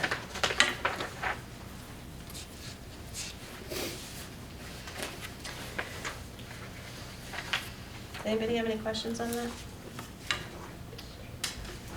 You guys are so quiet. Okay. On my left, Chris, Mr. Medina the other day, and I thought that the roof and the lights in the gymnasium are gonna be, we're gonna use money from this year to spend that down, so we wouldn't need. Right, so I should have put fiscal year '20 expense, and I Okay. didn't, but Okay. he has that on his radar. Yep, yep. Sorry. No, that's great. And then the last page is just the major expenses broken down by percentage, and, there's a fair amount that is non-controllable. And basically, if you kind of work your way from the 28% around to the yellow, to the 18%, all of those are related to contractual items, special education, that type of thing, that are fairly not, you don't have a lot of control over the 13% increase in healthcare, for instance. Minimum 13%, it went 13 to, 15, almost 15%, so. And there was a lot of movement in healthcare this year within our districts, so that was also very interesting with open enrollment that just happened. And column changes, that was the other thing I mentioned before. A lot of movement with column changes and insurance this year. Does everybody understand what you mean when you say that? Column Which- changes? Column changes, I mean, so. I just hope everybody understands. Sure, and it's part of the master agreement, there's a salary schedule, and each column is depending upon your education, and then the step you are on you can probably speak to this better because you have more experience, but it's years of experience, basically. So when somebody jumps a column, it means they've gotten more education, more credits. It can be significant if somebody gets a master's degree, that kind of thing, so. Right, it can be, it can be like $5,000 or Yeah. more, plus their normal increase, so it's not just the whatever percentage is negotiated, it's also jumping a column as well. Right. I have a question about transportation. Okay. So I was curious if you could speak a little bit to having made the shift to the Adventure Limousine service versus the privately done, or however it was previous to that, and has that actually been successful financially and otherwise? Sure, so that's mainly for the special education, right? So it was necessary. I won't say it's financially advantageous. It was necessary because of the risk of having private providers driving students and for insurance purposes. So basically, the insurance company would not cover them. But they are still in other districts, correct? That old system is still in place in other districts? Not in Wyndham Central, no. Not at all? No, for all special education transportation. Now, if we pay a parent to drive their own student and they get paid just mileage, that's different than paying them a salary to transport. Okay. Okay, or paying anybody a salary to transport that student. A lot of this came into play because of Uber and Lyft. That added to the complexity because they're actually considered in a lot of ways an Uber or Lyft driver, right? So if they don't go out and get commercial insurance, they're not covered. Right. Because they're not covered by our insurance. Right. So it was opening up the district to a huge risk of, So it required individuals to have commercial insurance. which they were not willing to get for obvious reasons of cost. So is it financially better to, I'm just trying to understand, if it's not the best time for it, that's fine, but is it financially better then to not cover the extra cost of insurance versus paying the limousine service? So we looked at this several different ways and with our legal advice as well and the insurance company, and there is not really a good way around it other than to have a service do it. Unless we were to rent, so there is talk, or we're looking into actually leasing vans ourselves and employing drivers. Our insurance covers that. Right. No problems, no questions asked. But because it's their private car, it posed a problem. And so with that, this is just something that's been in the back of my mind for a little while. Here it is spilling out. And a lot of commercial insurances might not cover them because they're not actually considered their own business. Right. Right, they would have to go to the expense of becoming their own business. Sure. And Leanne has some great insight I was just going to into share a this. different perspective on that. Because I did help do some research when the issue came up. There's not a lot of companies out there that write this type of insurance, at least in our region. It's different actually than an Uber or Lyft. Same idea really. Right. But insurance company put it in a different classifications. A lot of them call it kiddie transport. I hate the name. That's what they called it. We did get some quotes, most of them for like one car, it was like 10 grand a year. So it wasn't less expensive on the insurance end looking to do it that way if it could even be managed. And versus, and you said you are sort of looking into making it a in-house cost? Right, so without going too far down the Yeah, special sorry. ed trail, but it's fine. I did talk about this at the WCSU Okay. meeting, that we are looking at it. Right now, we're in a reimbursement model for special education. So for every dollar we spend, we get 56 back, okay? So in the next couple of years, we're going to be moving to Act 173, which I think you've heard about, which is basically, it's not a reimbursement model, it's a set amount that the AOE will give us. So if our, using round figures, if our special ed costs are $5 million and they write us a check for 2.5, we have to come up with the other 2.5. So right now, the cost, while it is more than what we want to be paying, we're, basically waiting until we get into that model of it's dollar for dollar. At that point, when you save money, it's dollar for dollar. So right now, it's working.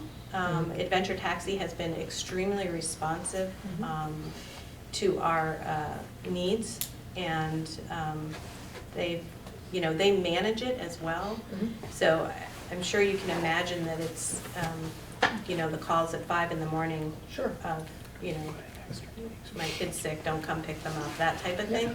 They're managing all that as well. So there's, there needs to be somebody that manages that, and that may be our Director of Operations and Transportation and Food Service. Yeah. Okay, thank you. You're welcome.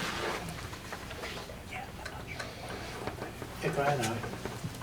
So we're looking at approximately 7.5%, 8% increase in budget. What are we looking at on the revenue side in terms of enrollment? So, we don't have all the revenues in yet, so that will be coming in the next couple of weeks. I'll be getting more information on revenues. Their equalized pupil is due out December 15th. The healthcare is also going to be decided on December 15th, which could actually affect this budget as well. So I don't have all the revenues yet, but I will have it for the next meeting. Which, what you're getting to is the tax rate, basically, right? That's the bottom line for most people. We have to sell this budget to the voters. Right. And the 7.5% increase is gonna be a tough sell. Unless there's revenue to, cover it. I agree.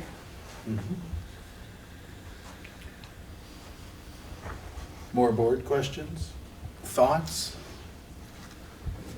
Traditionally, after the budget presentation, the board gets first crack at questions and comments and discussion, and then we open it up to the public that's come to talk about the budget. At the end of this, we can give direction to go back and consider some other things. You know, we've already given the direction to go back and look at the nurse that's in the agency fund, you know, just to see if that's, makes sense to pull that out of the agency fund.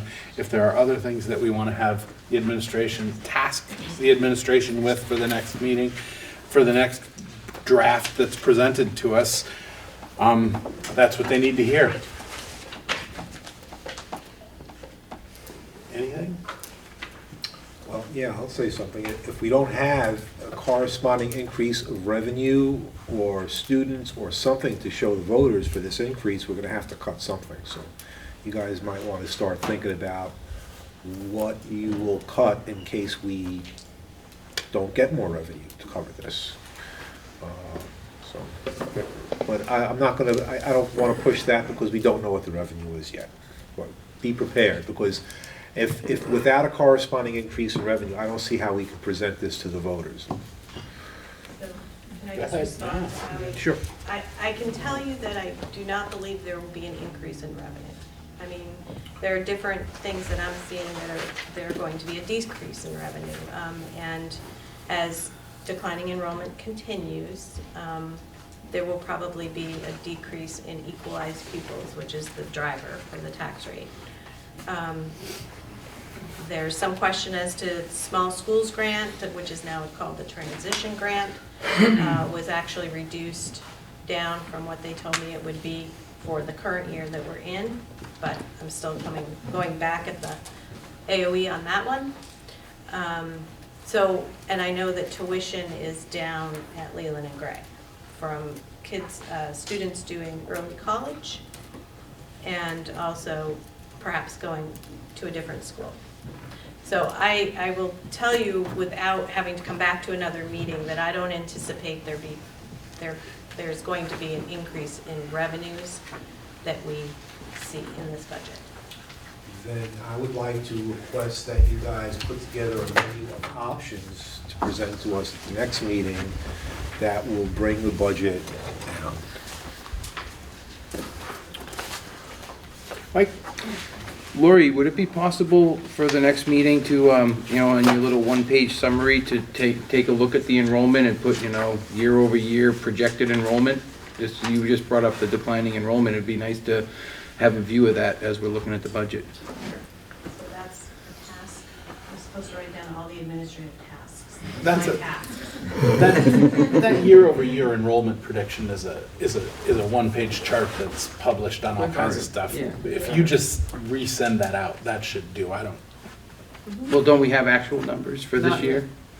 And then we could have a. We just took the census and it just was certified, so ADM, year-over-year ADM, which isn't year-over-year equalized pupil. Right. But ADM are the you know, kids in the chairs kind of thing, I can get that. Okay, thank you. And Lori, what is the cap on the equalized pupil reduction? Right, so because you are a voluntary merger, you do have a 3.5% cap as far as being your equalized pupils dropping, which probably will come into play. I believe it will hold you at that 3.5%. And we're at the 6-cent benefit for the property tax reduction. That's correct. That's like- Mhm.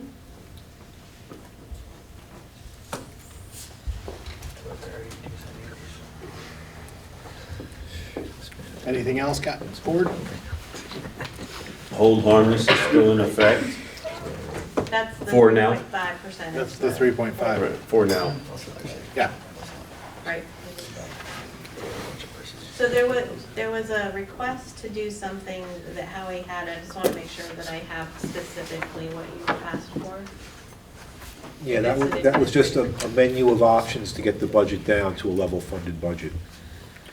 A level funded budget?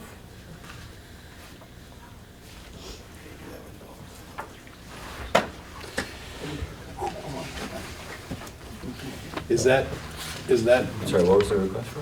He asked him to come with recommendations for a level fund. For a level funded budget. yeah.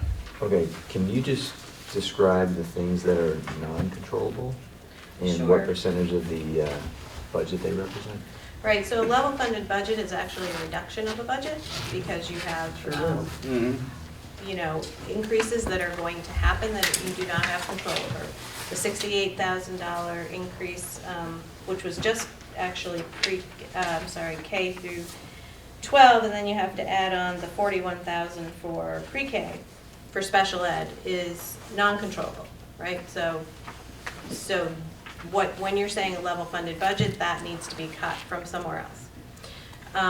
Salary increases that are negotiated are pretty much a non-controllable. Healthcare increases of, I think we have $104,000 of just the benefit increase, and that's not the switching of, you know, I went from a single plan to a family plan. That's also non-controllable.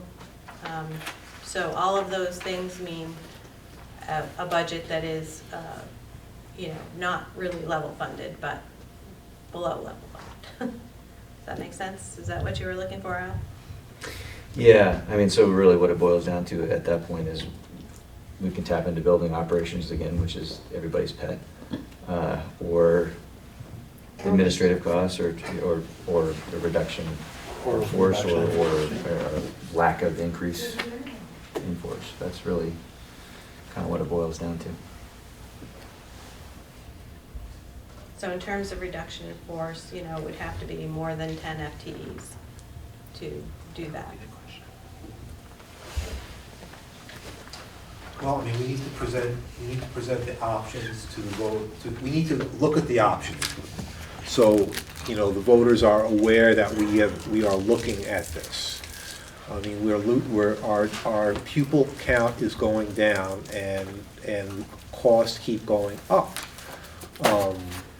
So we may not, you know, we may not take all those cuts and implement them in the budget, but I think we need to know what these options look like, so the taxpayers know, okay, well, if we, you know, this is what we have to cut to give you guys a level funded budget. And if we don't want to cut that drastically, then we will have to increase the budget somewhat to, you know, put these things in. But I mean, the taxpayers, it's hard to justify the you know, the continual increases. I mean, you guys have done an awesome job, and I applaud you. It's a really great budget. You put everything's well laid out. I know the first draft of a budget should be what you want, and I appreciate you presenting it to us. But now we need to also look at what we can afford and get the taxpayers to pass. So. Emily, go ahead. Just something you just said triggered with me about what you want. So just, if there could be just a quick, forget the what we want for a second and just tell me what we have, just a quick summary of what programming we have increased. I know there was a little increase in the math piece or something, but which was based on need. But was there anything in there that was? Sure. So I think, you know, the budget committee had access to all of the budget documents that showed it, but I'm going to let Craig speak to this since most of the requests came through because of having how many more students? Yeah, just about 40. Mm-hmm. Continue on from there. Please. Yeah. You know, the biggest shift from last year and this year was school choice, and we're added some really great families and some great students and some additional staff, but adding more, and I look in the foreseeable future with school choice again opening up, us increasing more students, which require more needs. One of the biggest things that we're looking to do is add teacher time because we need it. So next year, one of the things I asked for was to go single grade levels again, because the numbers can actually sustain that. But that impacts a lot.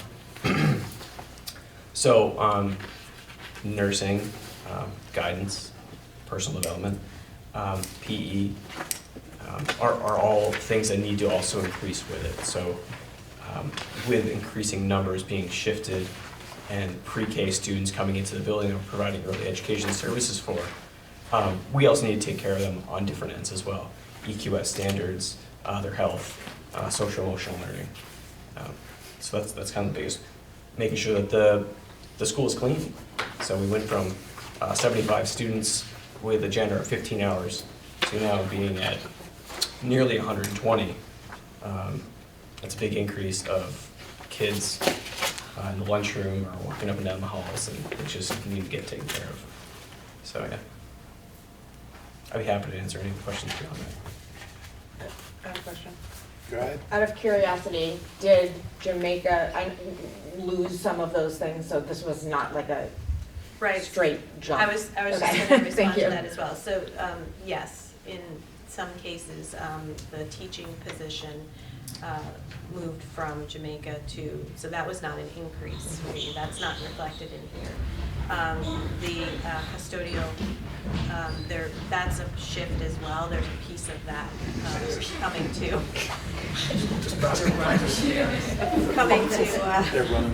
Townsend as well. So those, anywhere that we could shift resources, we did. But there also is the EQS standards for the Jamaica students, Yep. where, you know, that we have to maintain. Of course, So of course.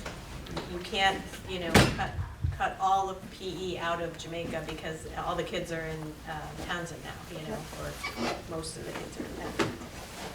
And the trickiest thing is that PE needs to happen on 2 separate days for every child, and it needs to be at least 30 minutes, you know. And so you can't have somebody come in for one day and teach, you know, so, yeah. So these, and that is the issue with living in Vermont, is that we've got these pockets and needs that we need to fill, and it's not always easy. Yeah, I just want to say, I'm not saying that the board's going to choose to level fund and do a drastic cut of programs, but we need to look at what that looks like. Because otherwise, how do we sell this tax increase to our voters? You know, I don't want to have to do this budget twice. So, I would like to see, okay, this is what level funded looks like. Yeah, we have to make these draconian cuts. Okay, and then we can evaluate, okay, we don't want, let's put this back, let's put that back, and see what that looks like as a percentage increase and how it's going to affect the tax rate. Yeah, I gotcha. That's, I know it's difficult. Yeah, it really is, and the decisions I made and the requests that I made were strictly to benefit the quality of education for my kids. Nobody's questioning. Yeah, and so I hear you. I know when I go and take a look back, as per your request, to make a reduction in one of those assets is going to be pretty tough. Yeah. And I feel like our community and our West River district has a finger on the pulse of what our schools are really like, which I think is great, and I hope that they kind of that they'll back the principals for their requests. But I'm looking at you straight now. Like, I'll try my best to do that for you. Yeah, like I said, I'm not saying that we're gonna go with that kind of cut, but But we we need want to to know provide the what it options. looks like, so our community, knows why they get hit with this tax increase and what they're paying for. Yeah. So, Well, Joe, I was just suggest that if the board, I know Howie has one suggestion he's kind of putting out there, and I don't know if that is speaking My for hand the was board up. or not, Yeah. but from the administrative perspective, to have, if there's a list of things that you guys want us to come back with, to be very, very specific about what those things are. If it's level funded, level service, X amount of dollars, slash that program, whatever the targets are that you guys want to set, we should know that, but I want, the more unified you guys are in what you're actually looking for, the better, the easier it's gonna be to kind of meet the requests you guys have. And then thinking just off the top of my head, like if we're talking about 10 teachers, 10 FTEs, that if I'm talking like half the kids are at Leland Gray, so that's 5 FTEs, like that's, draconian is the word to use, I think that's pretty much what it is. I'm happy to show you what that would look like, well, I'm not happy to, but I will if that's what you guys want. But I just think the board should be directive and focused on what the list are, things you guys wanna see collectively, so we know. Does that make sense? So not each person throwing out what they'd like to see, or, one voice kind of thing. I'm gonna let you go before me. I was Go next, ahead. but he hasn't spoken as much as me, so. I think we should be careful in what we ask the administration to do. If we're all saying that we're not gonna make you cut 10 FTEs, then why are we asking you to model what it looks like to cut at 10 FTEs? Why create that anxiety amongst your staff and when we have no intention of doing that anyway? So I think we should make sure that the requests that we make are reasonable and that we're not asking for things simply to ask for things.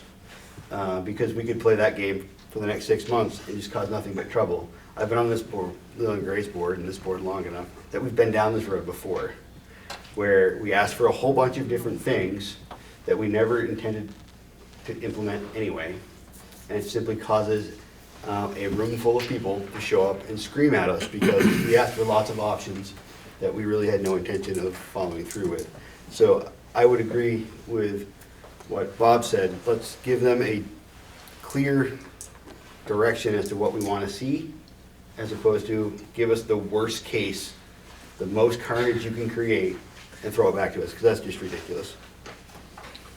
And Jill, just one more time, I'm not sure what the role of your budget committee is either. And if there's a second round, should they be looking at those ideas first, or, I just want to make sure you guys have, you have a committee, what's the purpose of it, how does that Right. fit into that? Well, the budget committee, who's the chair of the January 6th. Yes. You want to explain it? I mean, I was going to answer it, and then I'm like, wait, there's a chair. Did you explain the role of the? Yeah. Yeah. So basically, we do the deep dive beforehand and with Lori, and then we kind of help report out. I mean, Lori's done the 95% of the reporting out today, but certainly we can chip in and would help with the explanation to the community and the board in general. But, yeah, we'll gladly take whatever is discussed here today and bring it to that meeting on January 6th and do a deeper dive. So there might be a way to just test the budget committee with looking at possible ways to reduce this between now and January 6th and come back with something maybe less draconian. So, Go ahead. he just asked me, do you still want to speak? And I said, well, no, I think Bob pretty much said everything I was going to say, but now I feel like I have to say something more, as usual. So I apologize for that. But,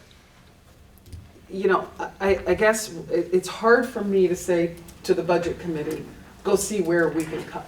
And the reason I say that is because what is it that we are interested in reducing? We've got all of the program. So let's take it to programs.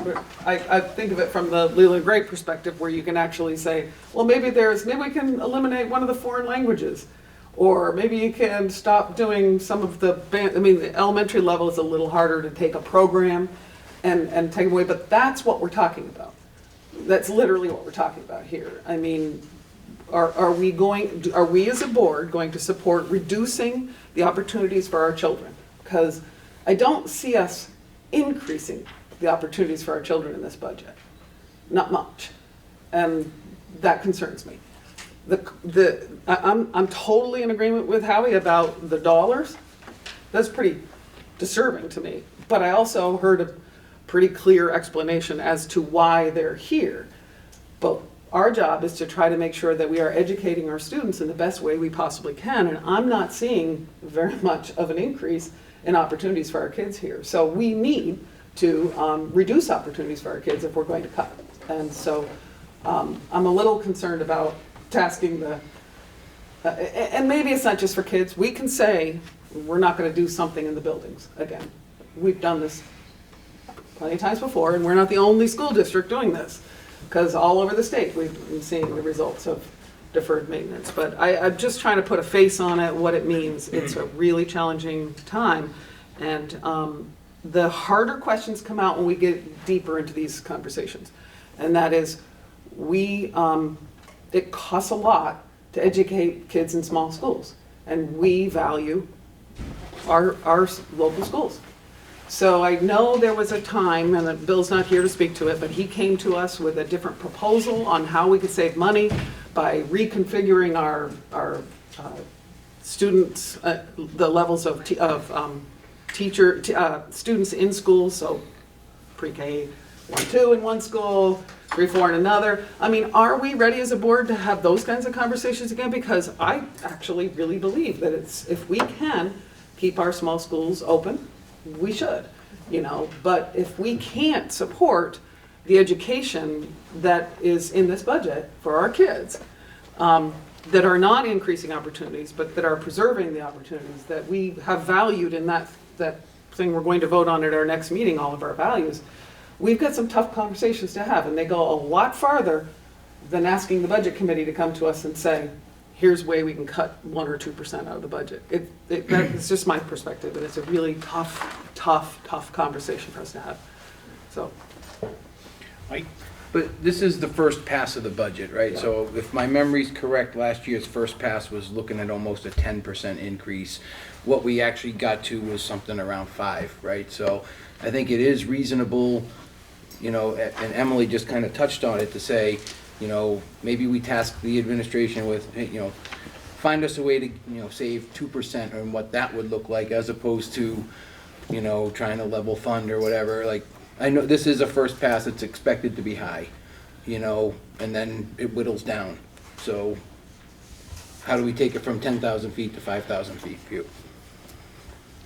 I would just comment on last year's yeah. process of budget. The first draft included a lot of deferred maintenance. And so that was the majority of dropping it from the 10 to the 5. And I think our equalized pupils came up in the Right, higher. there wasn't a lot of programmatic changes. Thanks, Debbie. Getting tired. So we all.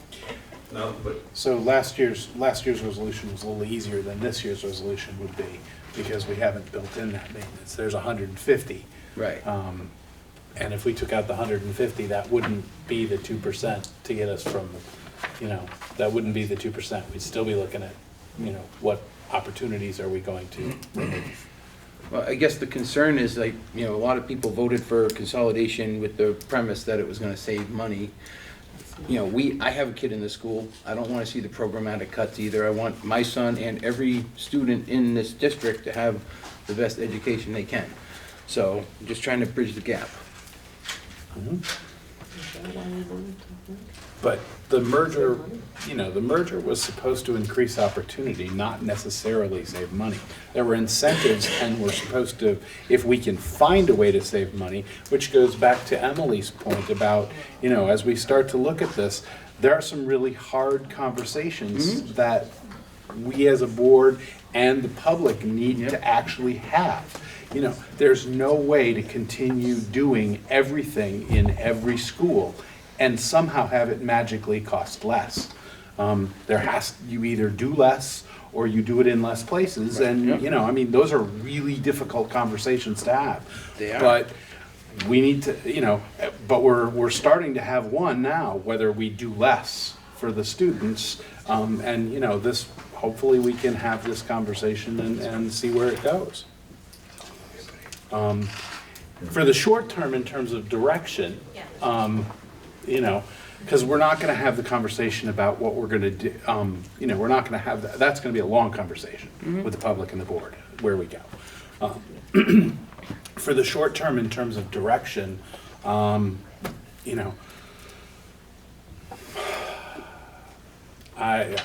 struggle with what to give you. Al, help? Emily, anybody?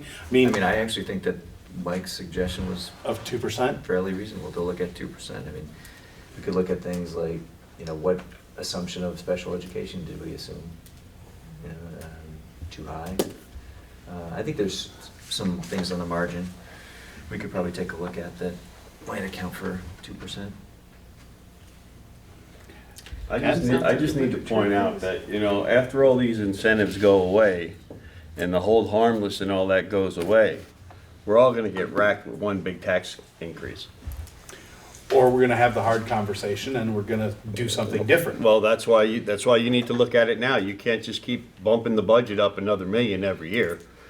Because if you keep doing that for the next 3 years, because already you're saying we're looking at 7% right now at this point. Newfane had a 10% last year, which supposedly are only paying 5%, that after the 4 years, that 5% is gonna come back with the other 2% and the next, so another 20, and, you know, like I said before, you're looking at, by the 4th year, it's gonna be a 20% increase on top of all the increases we've had over the 4 years, is what taxpayers are gonna look at. We're forcing people out to go to districts that are theoretically cheaper for them to pay taxes to send their kids to school.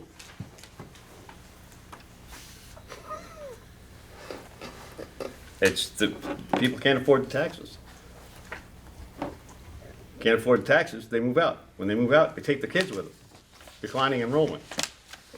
They also label we don't have opportunities for them and high-quality education. And we better look at redoing the whole budget from scratch.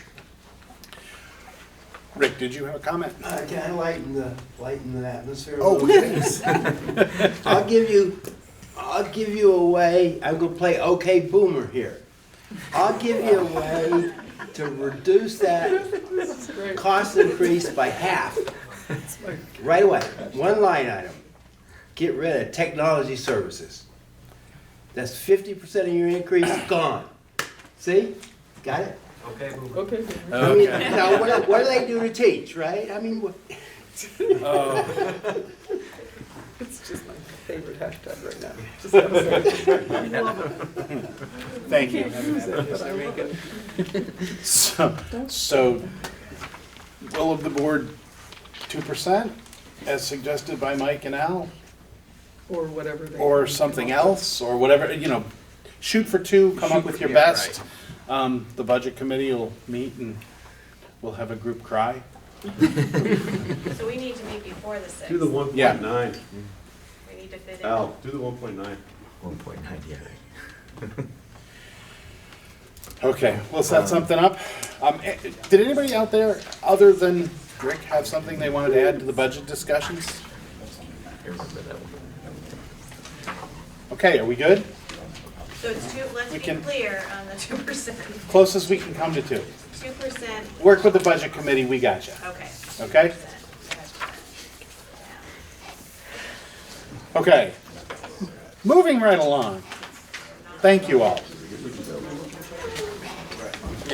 We're almost on time, yeah. So, Abby, I hate to put you on the spot.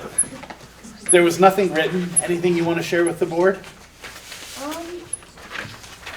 Well, I was one of the 2 choir students that visited Jamaica Village School to go and sing at their Thanksgiving lunch Nice. with Mr. Paxock and Mr. Bernard. And I think it was a good experience to be able to have high school students go to the elementary schools. And I feel like we should visit there more often so they can, because they'll be coming to Leland and Gray after elementary school. So I feel like it's a good to have a connection between the high school, or Leland and Gray, and the elementary schools. That's great. Thank you. I'm sure they looked up to you. That's not the first time I've heard that this week. You have, Rick, you have a question? oh yeah, just building on what she said. Many years ago, in the dark ages, Townsend used to have high school students over there all the time. I mean, it was a set program. And so the intermixing of the grade levels was just phenomenal. They still do. do that. They still Do do. they still don't do that? Because I wasn't sure, yeah. I think they still do. Thank you. Any questions for Abby? Thank you. Next month's Trey.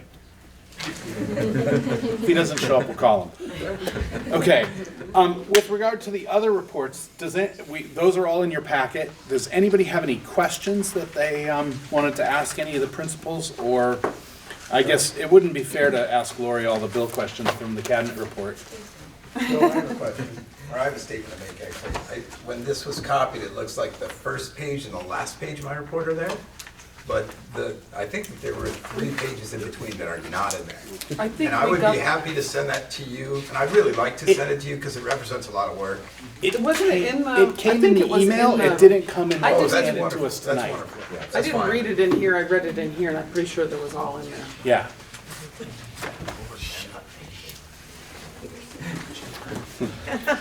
Somebody edited you, Scotty, sorry. That's what these guys are giving you stuff over here. Yeah, they're like, yeah, you said too much. Yeah. The reduction in the paper budget that you're seeing? There you go. There you go. Rips. No, we did get all the That's great. Thank pages you. in our Thank you. packet, thank you. So, no questions for any of the principals that are here? Okay, nice job. I enjoy reading those reports, thank you. I'm sorry, can I just ask one thing? Yes, I was going through here, this wasn't in the board packet electronically. This climate, I can't tell which is which, yes, no, on this because of the colors. oh, no, and that would have been. Sorry. The dark gray versus the. Yeah, which is yes, which is no, 1442, I think I'm pretty sure, I'm not sure is 43.5 on the climate and culture report. Yeah, I can have her resend that, so the colors, so it'd be electronically, you get the colors in Yeah, there. I didn't get it electronic, did I? Because it wasn't in the original report. I think- I went and I've looked, seen it. no, it wasn't in the, oh, maybe it was in a separate something. I think it was sent, because it was supposed to be for the October board meeting, it was sent by. Oh, I didn't look back. I looked by at November's. Johanna, by Johanna a long If time ago. it was sent, I will look, but I will look Um, at it again. I couldn't find it and it was just really hard to tell.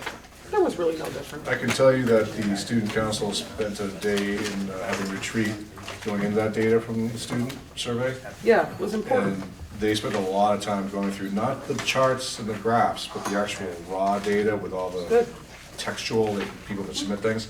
And they actually, the student council presented to the faculty today at their staff meeting about the results of that. Wow. Very powerful conversations.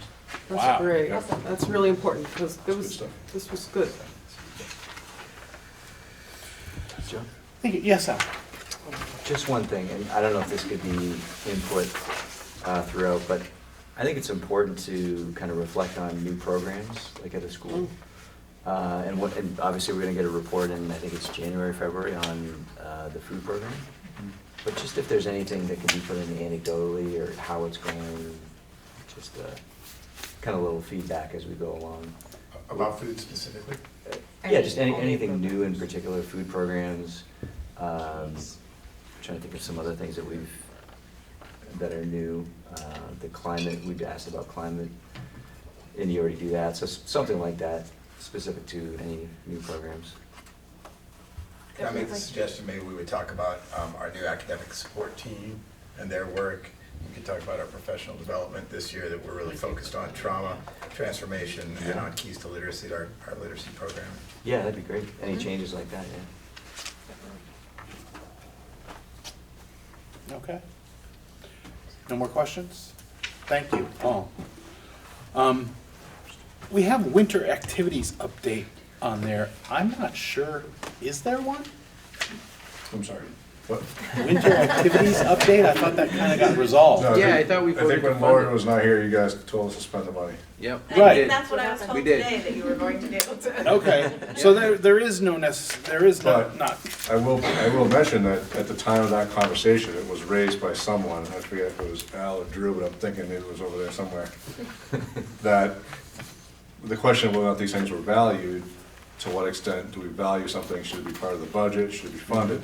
Oh, yeah. None of that is in this budget, and you guys just already talked about being really high. So I just want to make sure you're super clear about that. There's no additional funding, right? But that was There's no additional funding. that was In the- $3,000 we were talking about. Well, that was this year. Yeah. We did not add the 3,000 even into next year's. So there's nothing in next year's budget towards winter activities at all, really, because we don't normally have any local funding towards it anyways. So that was something you guys had talked about talking about. It's a good reminder. Thank Yep, you. just thank wanna- you. Give it to you guys on the budget committee. Sorry, Drew. Thank you, yeah, Al, remember that. So, speaking of, Yes, would you recommend that we put that back in the budget? the $3,000? For, yeah. Well, we'll do that at the budget committee, yeah. No, That's what he's right, talking about. Yes. Well, I mean, we should at least have a conversation at the board level about winter activities. And, I mean, we decided that we would do The Band-Aid. the Band-Aid, but we do need to have a longer conversation about, if we do value them, somehow we have to pay for them.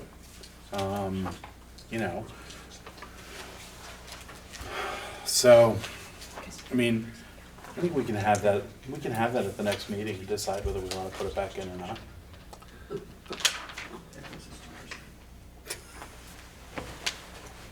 There goes what? And I mean, you think? Anyway. It's $3,000 value either it, way, so. but next We year already there could be had that more. conversation. Yeah, That's why we did it.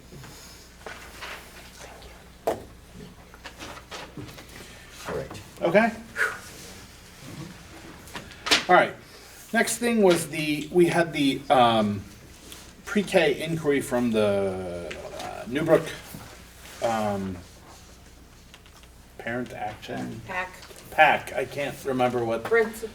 Yeah, Principals Advisory Committee. There you go. And we had tasked the administration with, creating scenarios, and that created one document, and now we have another document that's in this board packet that talks about, what sort of gives a financial outlook, and sort of goes through, and, it has it's yellow piece of paper, it has the 4 considerations, or the 4, scenarios, and the fourth one that is highlighted is the recommendation from the administration. In that we are filling the needs of all the pre-K students currently in the district with our pre-K. So it's not like we have students who are wanting to attend pre-K that are not being allowed to.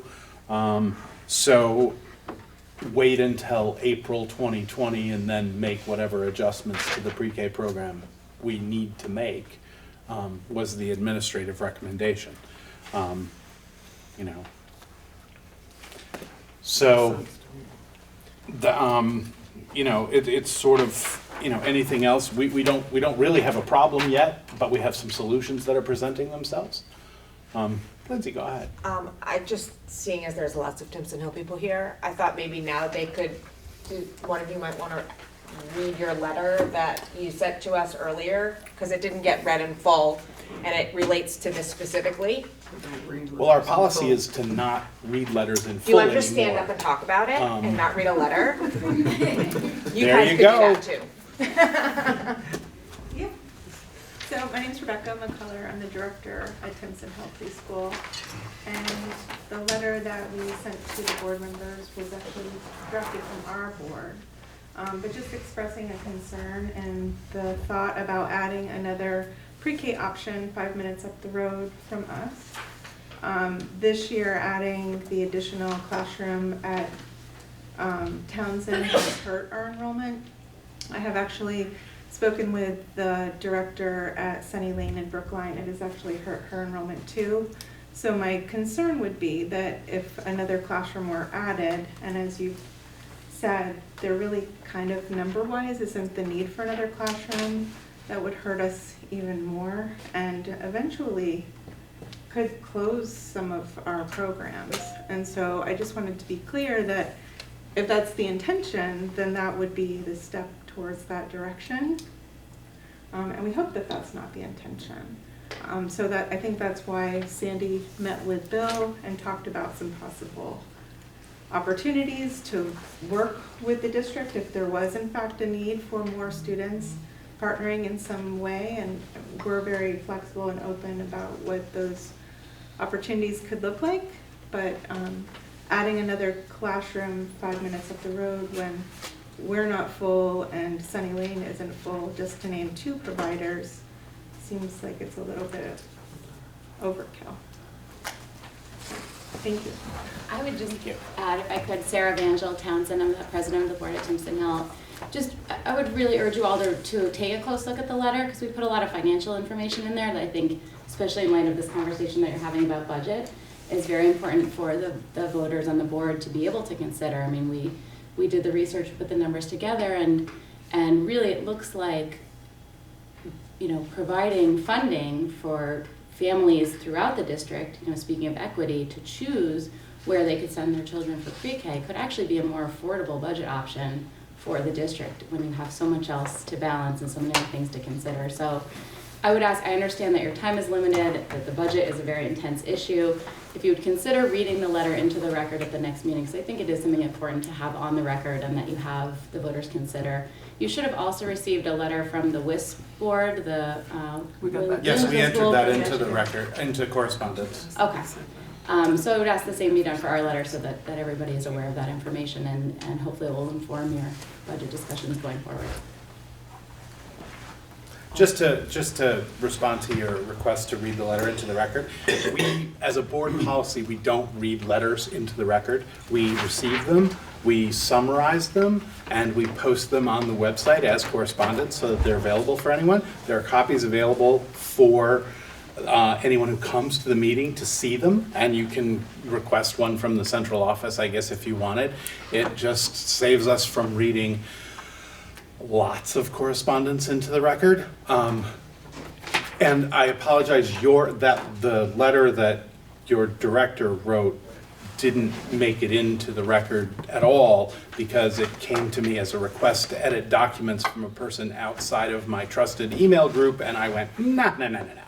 I don't need that virus. But it will be corrected and it will be Resend put it as a on. PDF or something. It will be put onto the website, and we did note that we received that correspondence, and and anybody who wants a copy of that should be able to get one. Thank you. You're welcome.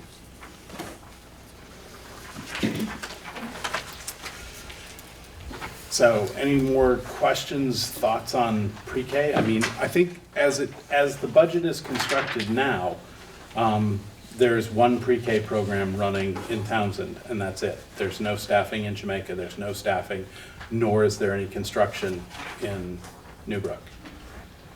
So I would just like to say that I understand where we are in the budget, that this is probably a bigger conversation than can be had in the time that we have to make it for this particular budget. But I do think that it's something that needs to get really looked at closely, because I think there are bigger implications than there is something available somewhere. I think there's bigger things than just, we provided a thing somewhere. I do think we should get to that conversation. Maybe we won't be able to come up with a, wonderful solution or whatever, something that's perfect for this budget, or maybe where we're at is great for this budget, but let's also revisit that, I think. I think there's a bigger conversation to be had. But the April date is a great time to revisit. okay. I'll make a note to add it in April. Because then we'll know.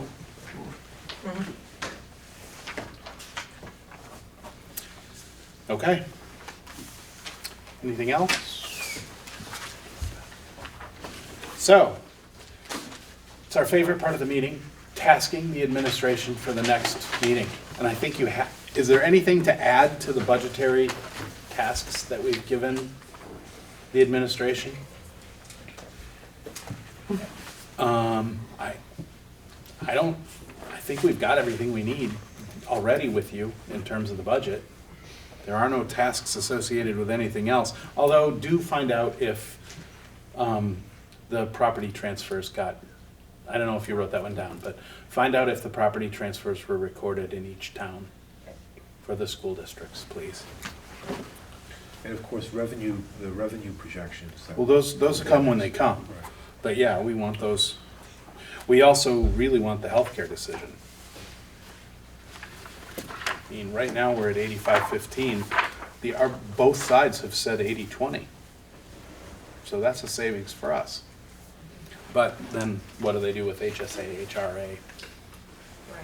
Right. There is also in that both plans that currently our educational support contract only offers a single plan. And it looks like in both options, it opens it up to any plan, any tier plan. Right.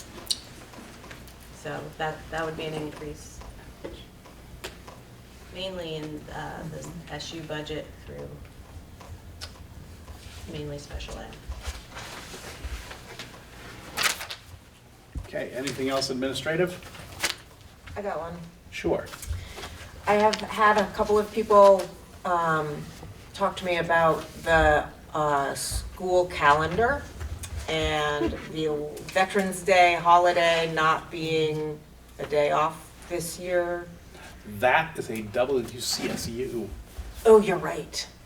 That's, WCSU My bad. sets that. Should tell your Doesn't it? I'm gonna, Oh, can I are task you my on chair? I'm not. Oh. I would like to task my chair. If you send me an With passing email, that I will along. take it Okay. to the next meeting. I'll do that. If you tell me now, I'll write it down and I'll probably forget to take it to the next meeting, but if you send me an email, I Oh, I have guarantee. another one. She's on a roll today. Oh, you and Joe. Lindsay, It's all rolling out. Look what time it is. You Cut gotta it watch out. out. You can't keep me out this late. Remember, we started at 6. I maybe task the school principals to get together, have a little powwow about how to possibly come up with some sort of, some sort of care, childcare for those who need it on the half days, all the extra half days. Because I've had a lot of people say to me that, wow, wait a minute. How am I So supposed before to do you- this? So all the extra half days that, professional development days and service days, so we have a bunch of half days. Yeah. So on those days, obviously, we've just added a whole bunch more days when somebody has to leave work and come get their kid, and that's hard. So what can we do about that?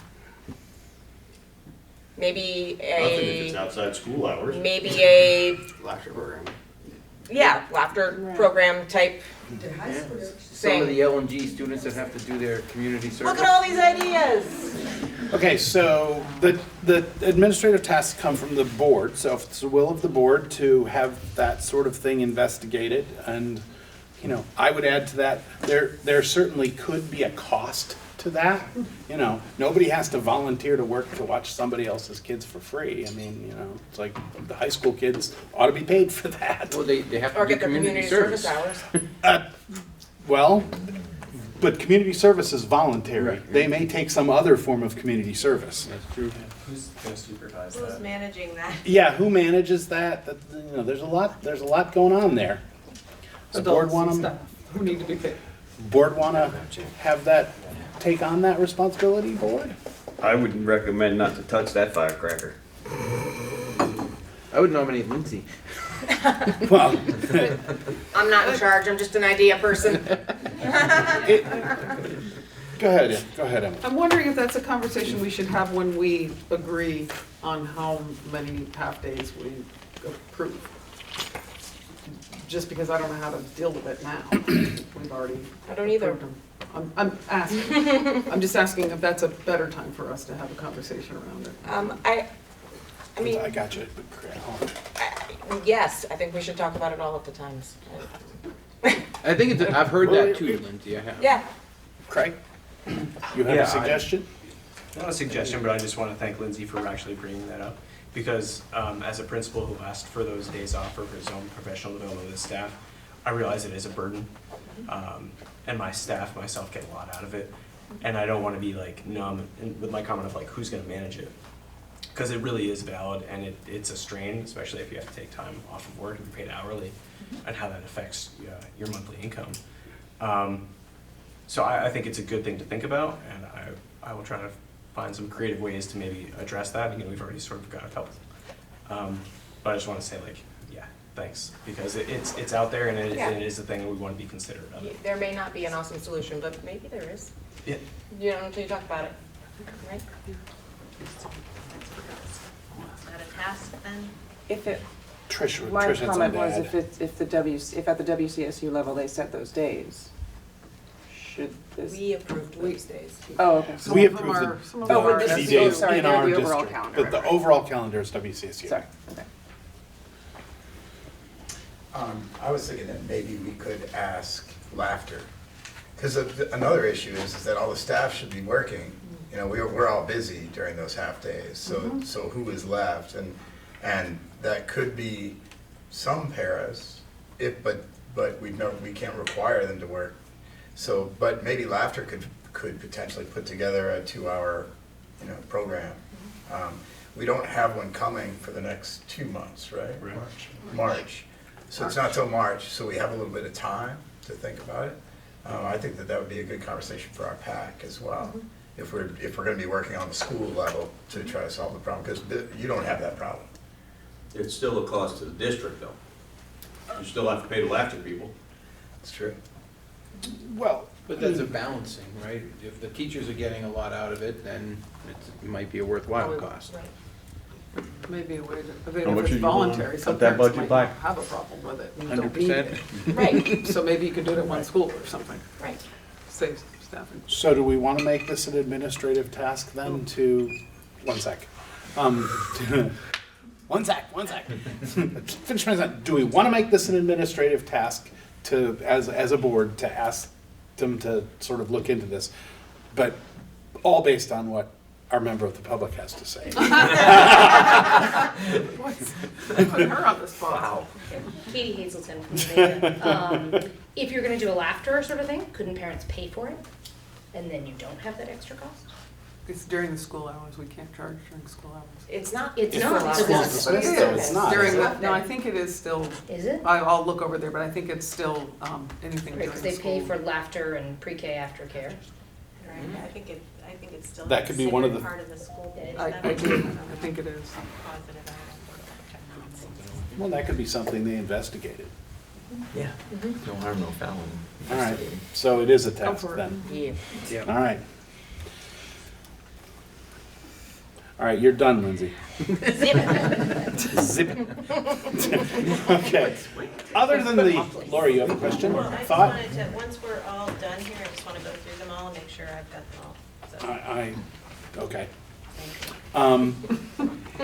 Committee assignments for the next meeting, other than the budget committee, which has to meet and work, are there any policy, you don't have anything, do you? Are you continuing to meet on, work on things, or are you good?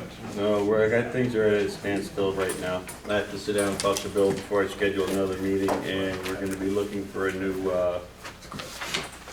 chair for that committee. I'm stepping down. Okay. Building, we should probably meet if we can. Yeah. On that thought.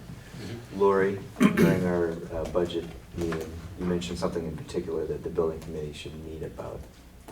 Can you I think refresh it my was memory? just the list of things to just go over that. And the bond. And the bond, yeah. Yeah, but that's a future. Mhm. So we should pull together a building committee meeting, Mr. Chairman, of the building I committee. hear that. Yeah, you Yes, do, you do. you do. I am very flexible.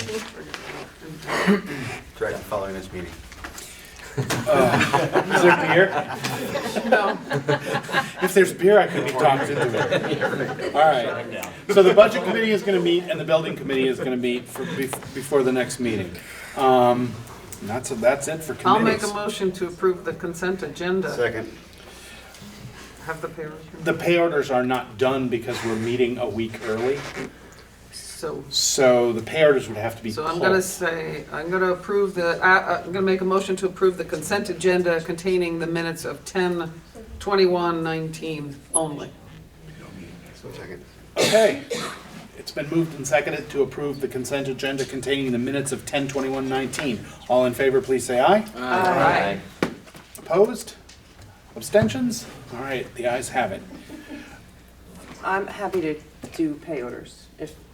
Okay, well, pay orders won't be done Next week. until next week. I'm Now, just we're letting you we're know. not meeting next week, but as long as the board is okay with it, Trish and I can review pay orders and they can get signed off and done. I don't need a motion or anything, just sort of, and we'll approve them at the next meeting when we actually have them, but they'll get, That's great. the bills will get paid. Thank you. Okay? All right, we don't need an executive session. I believe that is, I'll Motion give you the to adjourn. negotiations update. 2 minutes, 2 minutes. Hasn't been seconded yet. So. Essentially, we sat down, we met, we've picked 4 meeting dates going forward. We're not meeting until the beginning of January because we want to wait until some things solidify with healthcare and budget, and then we've got 4 meetings planned out for January, February to work on the new master agreement. So that's it. Excellent. Yes, Thank Lori? you. Can I just go down to my list real quick? Oh, that's right. do it after, I'll go through it. All right, so there's a motion to adjourn. Any second? Second. All in favor, please say aye. Aye. Opposed? Motion carries. Thank you, everyone.